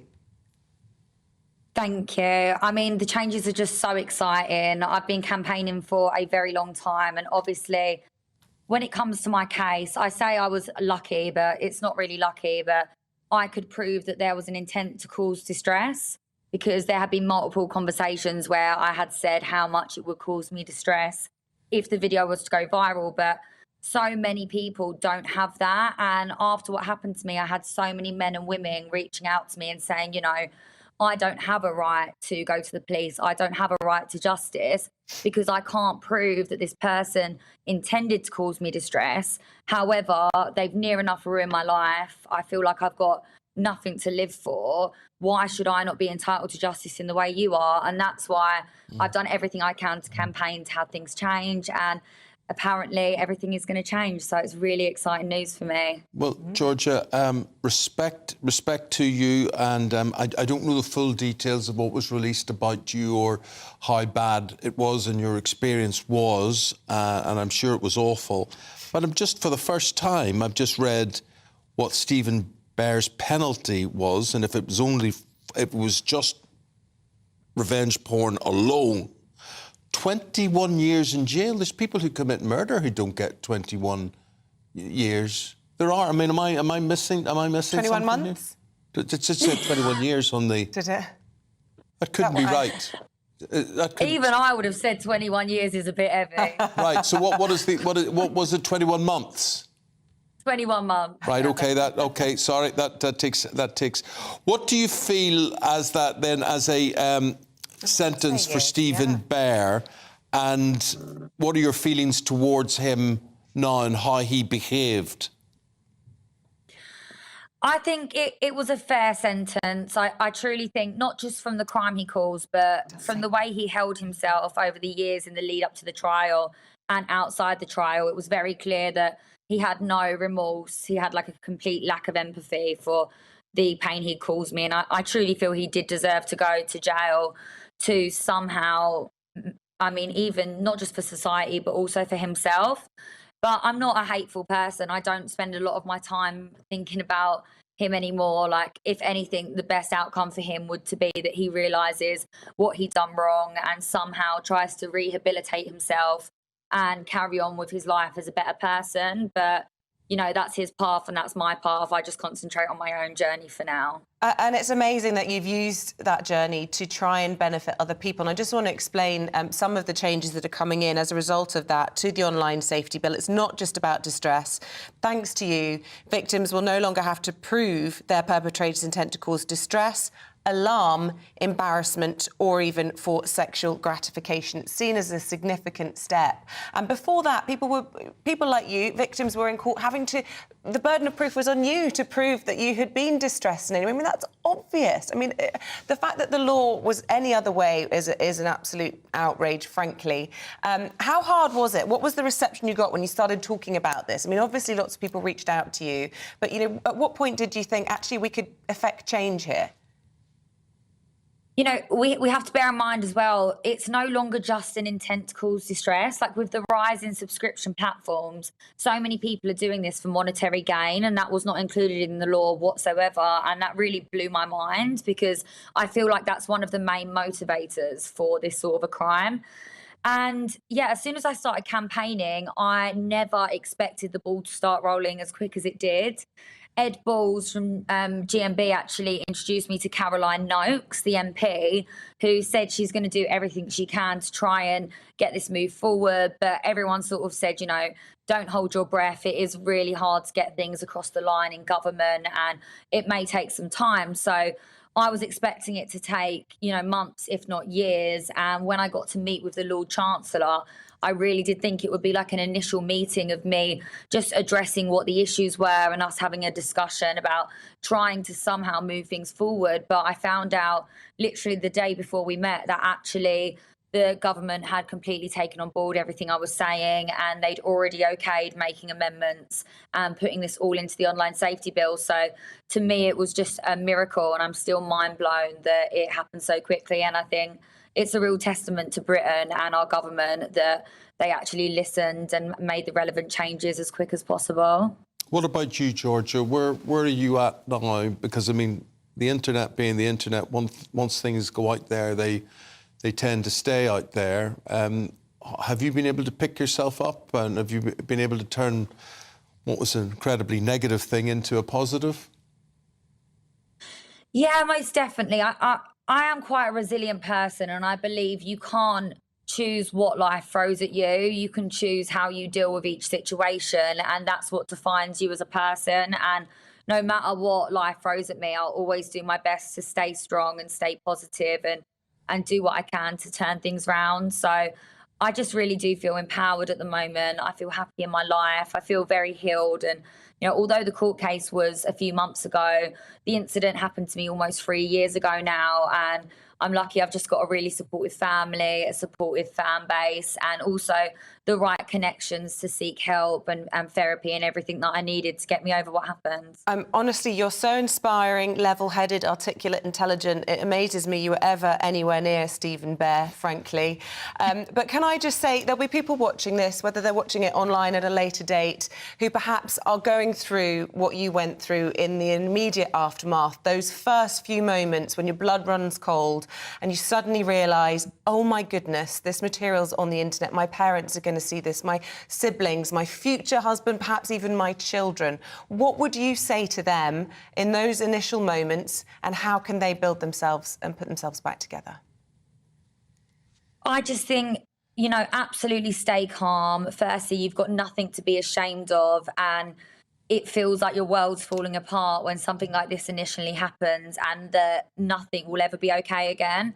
And it's very similar to grief. Like if you lose a friend or a family member, it's just emotions run through you like a train, and it is something that will pass. So for the first couple of weeks, just do everything you can to just grieve, control your emotions, and know that you have every right to feel the way you do. And more importantly, seek help. For many people, they want to stay anonymous. So go to some form of a charity. I'm an ambassador for Not Your Porn. They are a brilliant charity who can help support you, as well as the RV helpline. And these charities not only offer support in terms of therapy and legal help, but they can also help remove the footage from certain websites for you. And they can usually do that free of charge. So I think the first thing you should do for sure is reach out to one of those charities, because you never know, you might be able to get it down quicker if it hasn't spread too fast. Okay. Wow. I think you're one of the most impressive people I've ever interviewed. I feel like being on my feet and just saying, well done. Because we talk about porn on this programme so much. It is so depressing, the future, it's so bleak. And in actually to hear that the government reacted quickly, that you've actually been able to move on with your life, that you really don't care about this person anymore, it's really uplifting, and we applaud you. So thank you very much indeed. Thanks, guys. I really appreciate that. Thank you. Lovely talking to you, Georgina. Thank you. Lovely. Right, OK, with that, stay with us. The government's drawing up plans to renationalise Thames Water. Are you a customer? What do you feel about your bills going up as a result of the way Thames Water has been run? We'll bring you the latest on the concerns other utility companies could be facing as well, right after this short break. When the news happens, it happens here. And really important breaking news. Breaking news this morning. On TV, radio and online, the news starts here on Britain's Newsroom. All the biggest stories and the answers that you need from across the UK and beyond. Join Britain's Newsroom from 9:30 on GB News. The People's Channel, Britain's news channel.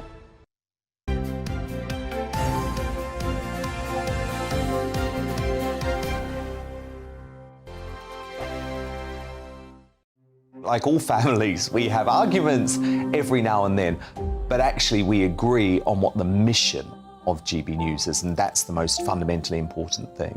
GB News provides the kind of platform that lets all voices be heard.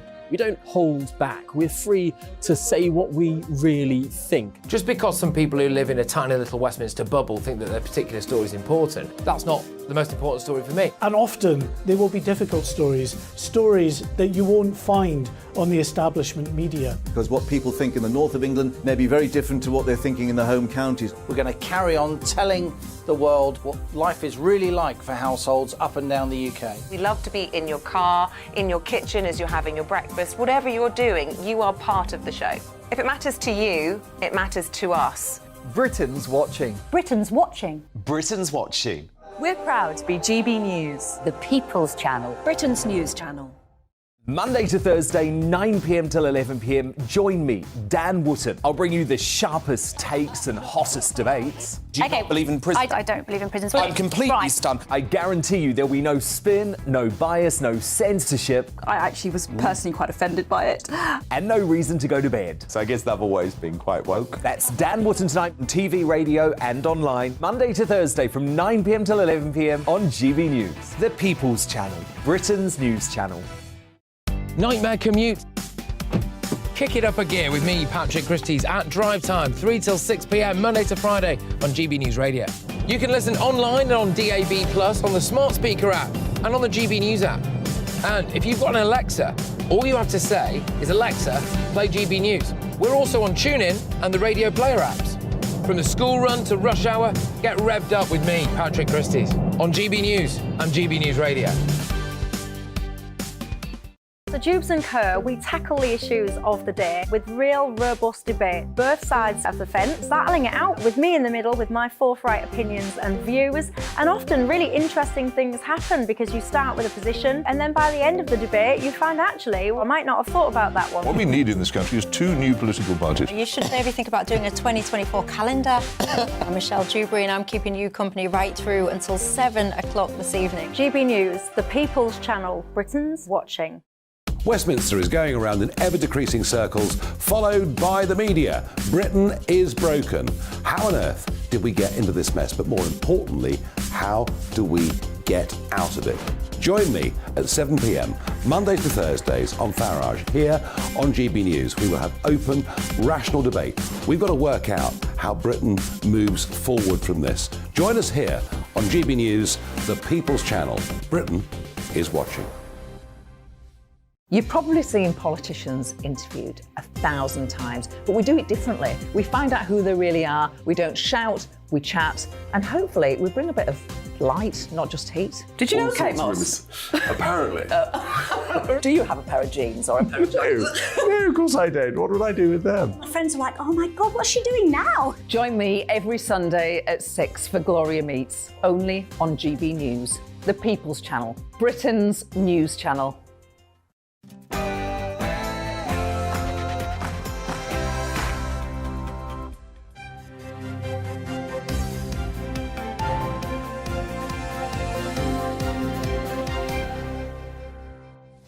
Plans are being drawn up to nationalise Thames Water amid warnings other companies could collapse. Hello there, very good morning. Good to see you. 9 o'clock on the dot. It's Thursday, 29th of June. You're tuned in to Breakfast here in GB News. Eamonn, Holmes and Isabel Webster on duty this morning. Here's what's leading the news this morning. Ministers are creating contingency plans to renationalise Thames Water as it stands on the brink of collapse. Earlier, the government told us it would take action if needed. The government does have contingency plans. Of course, we will step in if that is required. But at the moment, that is still an if. Expected very shortly, a ruling on whether the government's Rwanda plan is actually lawful. The verdict will be by the Court of Appeal, and it will be make or break for Rishi Sunak's pledge to stop the boats. Former Scottish First Minister Nicola Sturgeon is to appear before the COVID inquiry today alongside her former deputy, John Swinney. The pair will give evidence on how prepared Scotland was for the pandemic and how she handled it. And after a Just Stop Oil protester stopped play during the second Ashes test, we'll be live from Lord's Cricket Ground as security is stepped up. And there's still time for you to get in touch this morning. Email us, gbviews@gbnews.com. I must say, you've been very good at getting in touch this morning, particularly with tunes you want Eamonn to sing. Well, you like those tunes, you don't like Thames Water. So more of the same, please. gbviews@gbnews.com.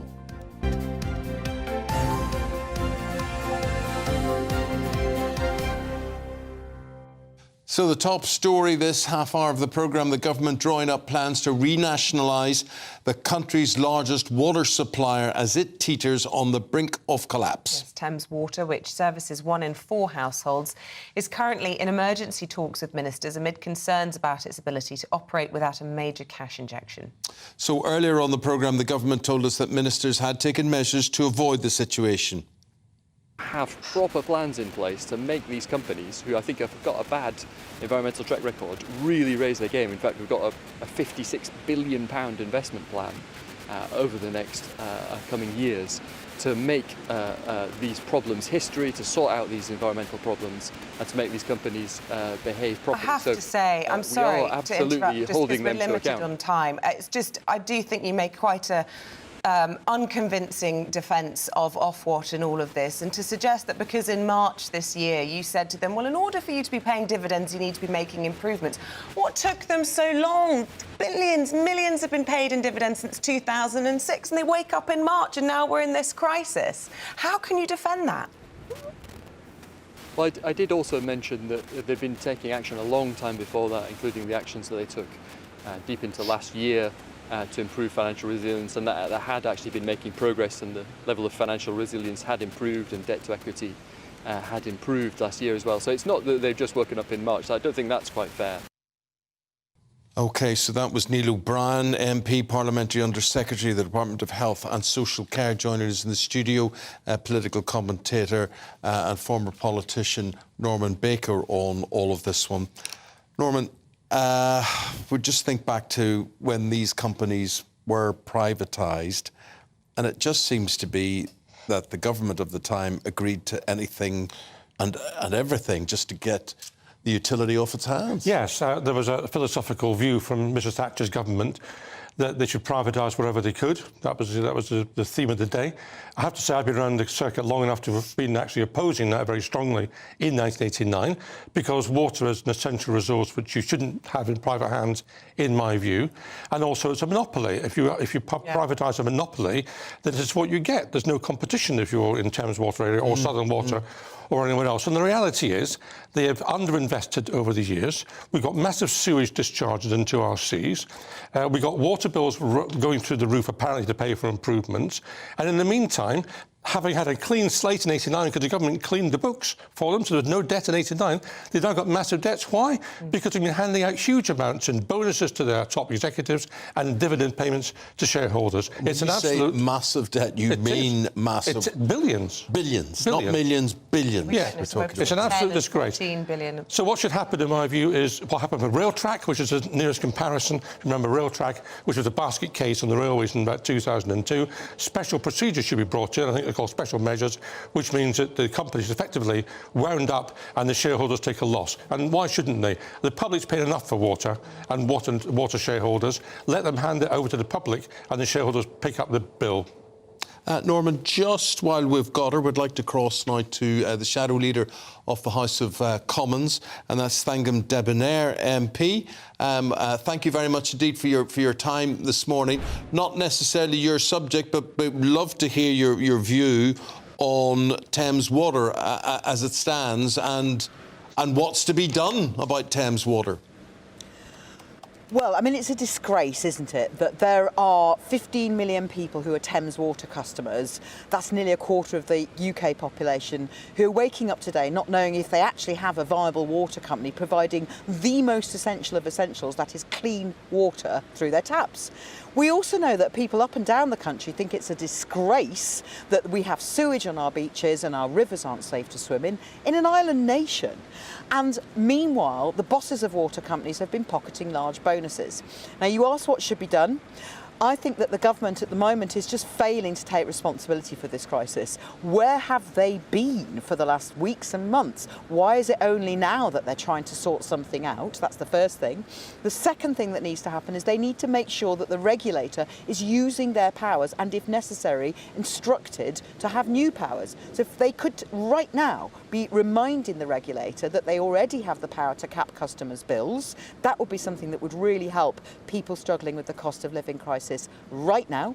They should also be instructing the regulator, and if necessary giving them the powers to do this, that pay for water company bosses should be linked to performance. It cannot be right that while there is human waste on a beach and our rivers aren't safe to swim in, and most of all people can't depend on clean water coming out their taps come the weekend, that water companies continue to pay massive bonuses to their bosses. We've got to get that balance sorted out. Unfortunately, for too many years under successive Tory governments, we have allowed a system to proliferate where the risk has been nationalised onto working people and the profit has been privatised to shareholders and bosses. It's just not good enough, and I'm not having it. It's time the government took action. OK, well, it is a developing story. I'm sure we will come back to this story over the next few days. But in the meantime, I know you want to talk about renting in particular, and I wonder if you can clear some things up for me. You're calling for urgent protections for renters, including no-fault eviction bans. And yet yesterday there was a U-turn from Lisa Nandy saying that rent controls could actually lead to homelessness. So I don't really understand, what exactly Labour's position is when it comes to renting. Right, that wasn't a U-turn. I'm just going to correct you there. It's not been our policy that we should have rent controls. There are various reasons for that, but the most important thing at the moment is the outcome for renters right now. Bringing in a ban on no-fault evictions would help renters right now. Bringing in a code of practice for letting agencies so that they stop these really unfair practices of, for instance, charging potential renters hundreds of pounds before they can even get to view a property. We would instruct that code of practice right now. That would help protect renters now. And we would also extend the notice period for evictions from 2 months to 4 months, just to give some extra breathing space. But more than that, what we'd actually do is tackle the problem at root causes, which is the lack of supply. Under the current government, there were only 8,000 council and housing association houses built last year, when in Bristol alone there is a waiting list of 19,000. So we badly need more homes built. We need those homes to be built in the right places, and we need them to be affordable but also fit for the future, which means climate change resilient, well insulated, which would also help bring people's bills down, and where people need them. And at the moment, that's not what we've got from the current government, but that is what a Labour government would be doing. Just finally, we are expecting to hear any minute now from the Privileges Committee in relation to a number of MPs who called it a kangaroo court, their report into Boris Johnson and misleading Parliament. Of course, led by the Labour MP Harriet Harman. Just ahead of the details in all of that, your view on possible sanctions for those people who, according to the committee, undermined their work? Well, right now, of course, the Privileges Committee is dropping, and I haven't had a chance to read it, and it would be wrong of me to anticipate that. I do know that what we can do as parliamentarians is have a debate, a substantive motion, and we could have that as early as next week. And I will be calling on the Leader of the House when I give my business question speech this morning. I will be calling on the Leader of the House to make sure she does schedule that time for that substantive motion on the report. Whatever it says today, we need to respect the fact the Privileges Committee have worked incredibly hard, and it just shows weak leadership from Rishi Sunak that he couldn't comment on the previous Privileges Committee report. I wonder if he's going to get round to commenting on this one. It's about time we had a strong leader.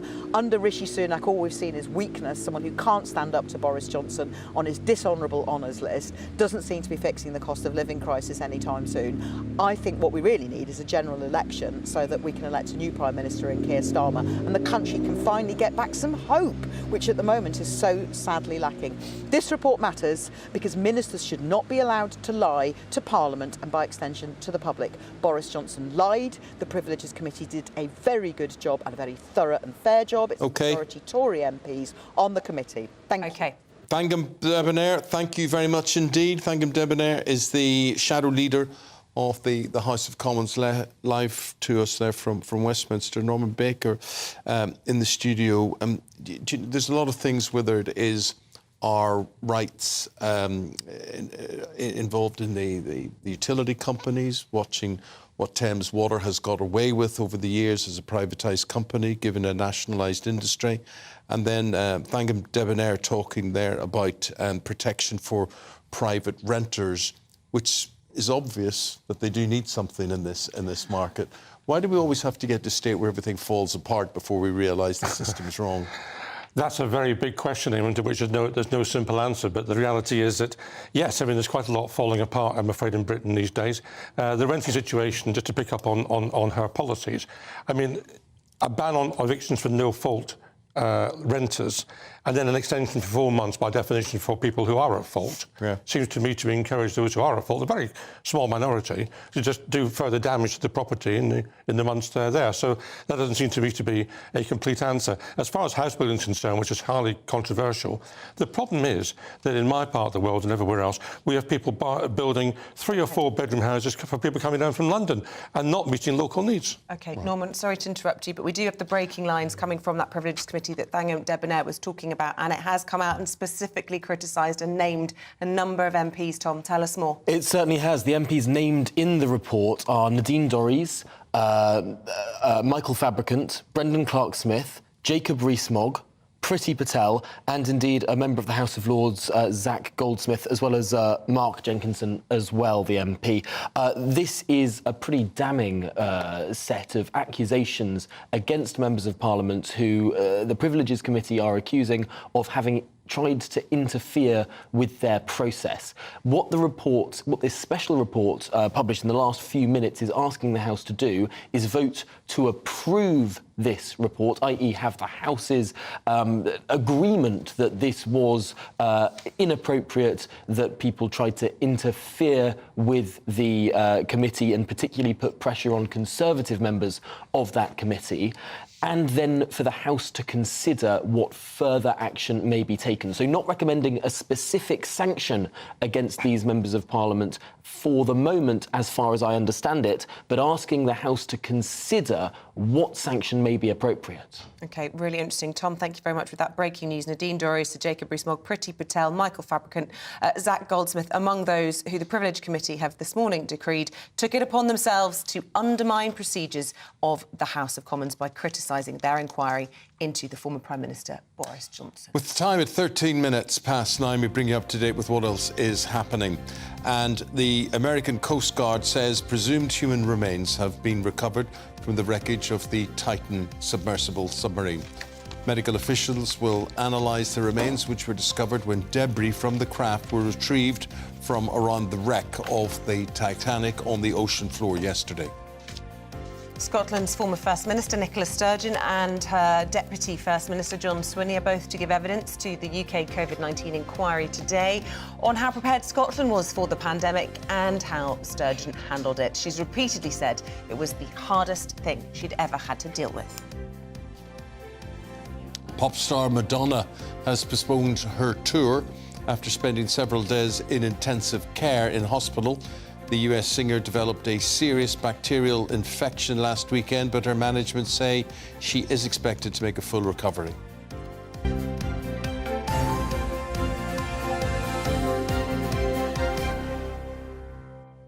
Oh, Britain's newsroom is coming up at 9:30 with Andrew Pearce and Bev Turner. Goodness me, with that Privileges Committee report and also the Rwanda ruling, you're going to have a busy show, aren't you? Very busy show. Getting around at 10 o'clock, so we'll be at the High Court for that. Let's hope the Appeal Court is saying yes to the Rwanda thing and then get these planes in the air to Rwanda. Yeah, we're going to have the latest on that. And also, Nicola Sturgeon is giving evidence at the COVID inquiry this morning. We're not going to take that live, you'd be delighted to know. Yes. But we are going to look at the best bits. We've got Neil Oliver. He has strong opinions on Nicola Sturgeon. He's going to be on the show talking about that. We're going to be this developing story about Madonna as well and her health. Obviously, that's huge, Really isn't it? interesting, isn't it? I mean, that's very odd. Why 40 would you years. contract a bacterial infection? Was she having surgery? Surgery, that's what occurred Yeah, to me. makes you think, doesn't we it? don't know. And also King Charles, obviously suffering a cost of living crisis and seeing his estate reduce in value. The world's smallest violin. Although he's got a little bit of a windfall tax himself. Or not windfall tax, windfall. Yeah. He's on offshore farm. Exactly. We know what you mean. We know what I mean. That guess of yours, Norman Baker down there, the great Republican, harumphing down the end What do of you the think of the studio way the about Just Prince Stop Charles. Oil protesters were dealt with yesterday? Loved it. Great, wasn't it? Loved it. And I wish the police Under would do his it a arm. bit more often. Get hold of them and kick them out. I'm fed up with them. OK, well, you're on at 9:30. We're going to be talking about that and those Just Stop Oil protesters right after the break, after they disrupted the first day of the second Ashes test. What's been done to stop it happening again? Live from Lord's next.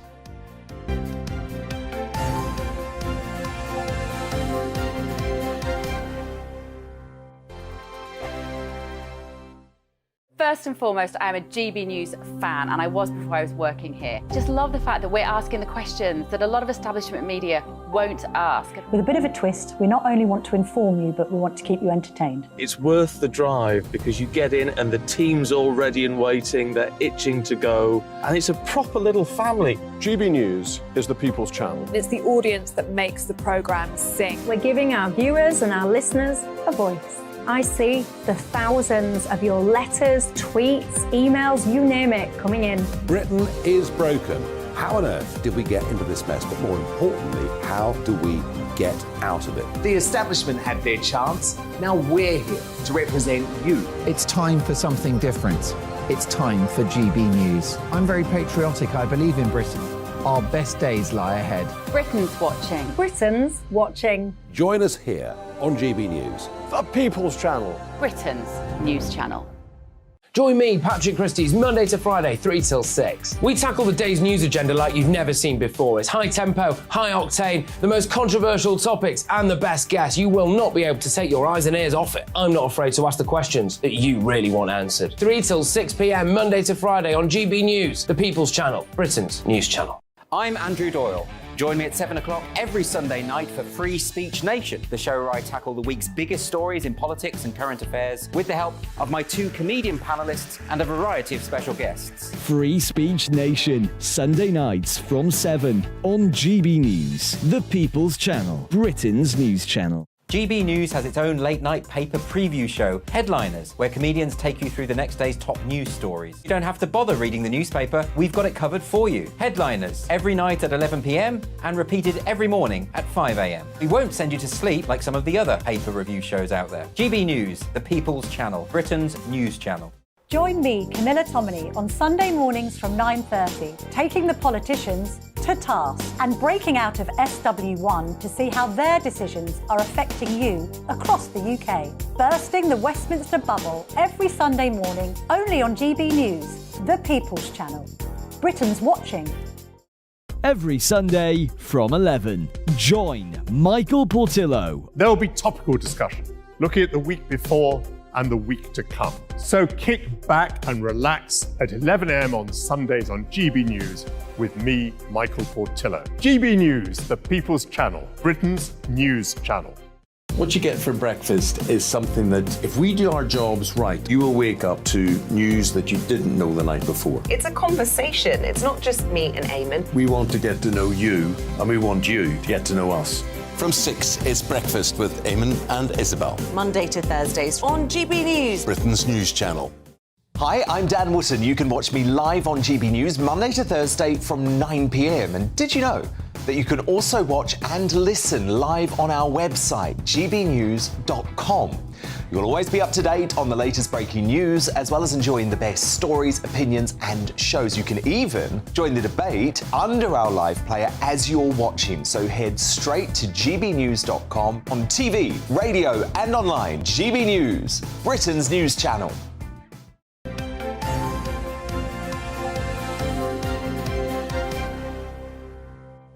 Oh, we've so much to do in this section of the programme.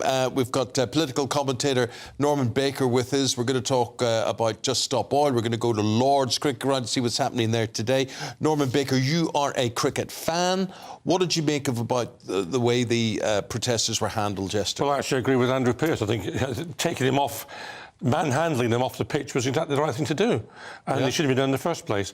If they've got a case to make, which I think they have, they should make it in a way that doesn't disrupt people's lives and people's enjoyment. Same comments I make about the rail unions when they go on strike.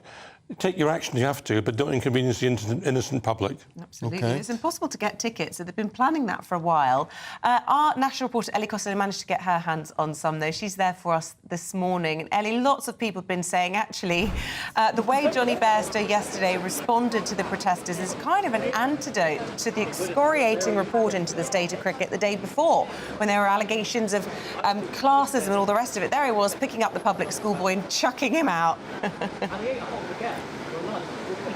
Yes, he certainly is a popular man here this morning at Lord's Cricket Ground, but there has been some concern about security. I've been chatting to people this morning, so I went and had a chat to security. They have ramped up their checks this morning. They say there always are checks in place, but there are additional ones in place today, which means that every bag is going to be checked, every person is going to be body scanned, and every person that enters Lord's Cricket Ground today is going to be patted from head to toe. That is a direct quote from security that I just spoke to. They are obviously aware that they cannot have a repeat incident of what happened yesterday when two Just Stop Oil protesters made it onto the field. Johnny Bairstow picking up one of those protesters.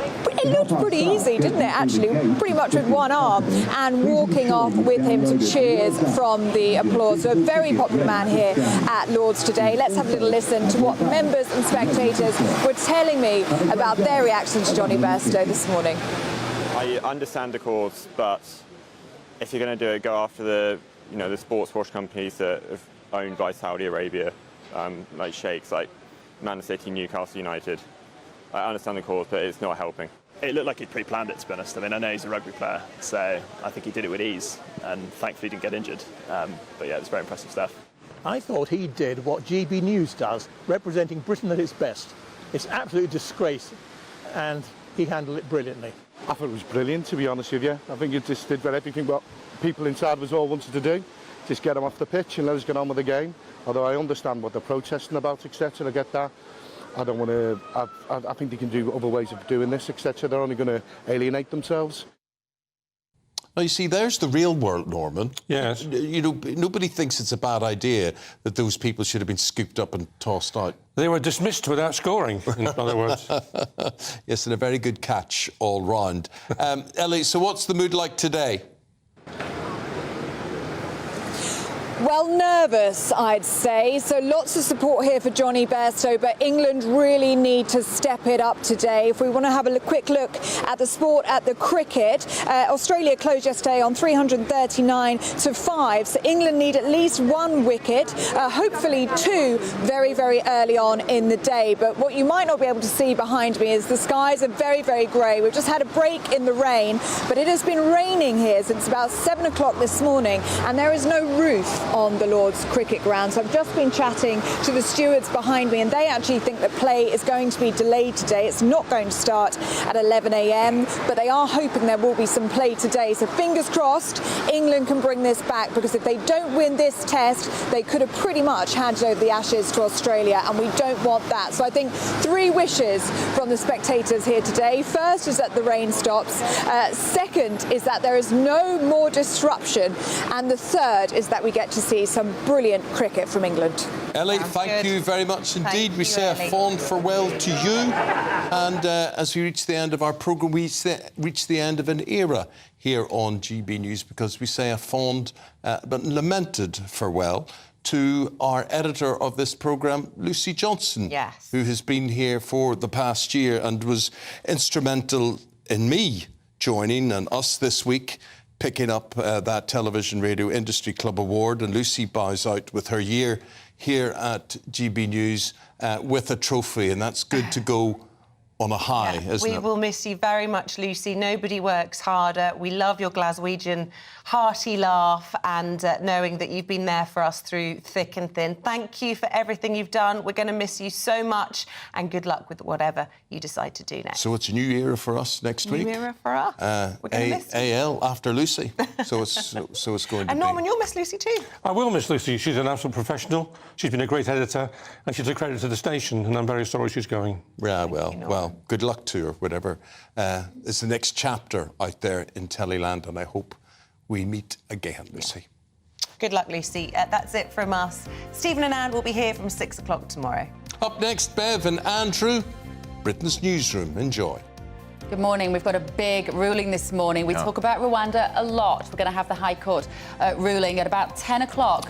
We'll bring it live to you. Also, of course, huge story, Thames Water, which is awash with money, but £14 billion in debt. Is the government really going to take it into public ownership? There'd be outrage if they do. Awful. Plus, Madonna's health. She was in intensive care, we've just found out. We're going to be looking at that. And also the submersible, the Titan that went missing. They found not only remains of the item, but also human remains. We're going to be talking about that.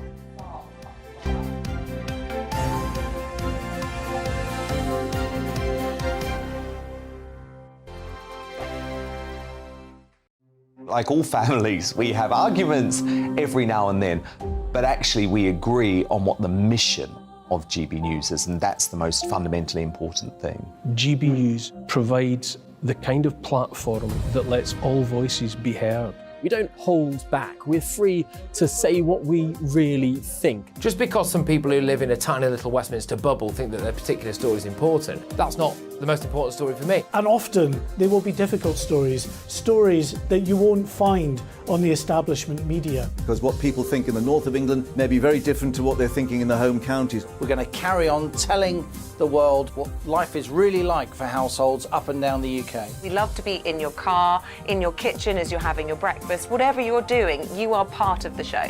If it matters to you, it matters to us. Britain's watching. Britain's watching. Britain's watching. We're proud to be GB News, The People's Channel. Britain's news channel. Monday to Thursday, 9 p.m. till 11 p.m. Join me, Dan Wootton. I'll bring you the sharpest takes and hottest debates. Do you not believe in prison? I don't believe in prison. I'm completely stunned. I guarantee you there'll be no spin, no bias, no censorship. I actually was personally quite offended by it.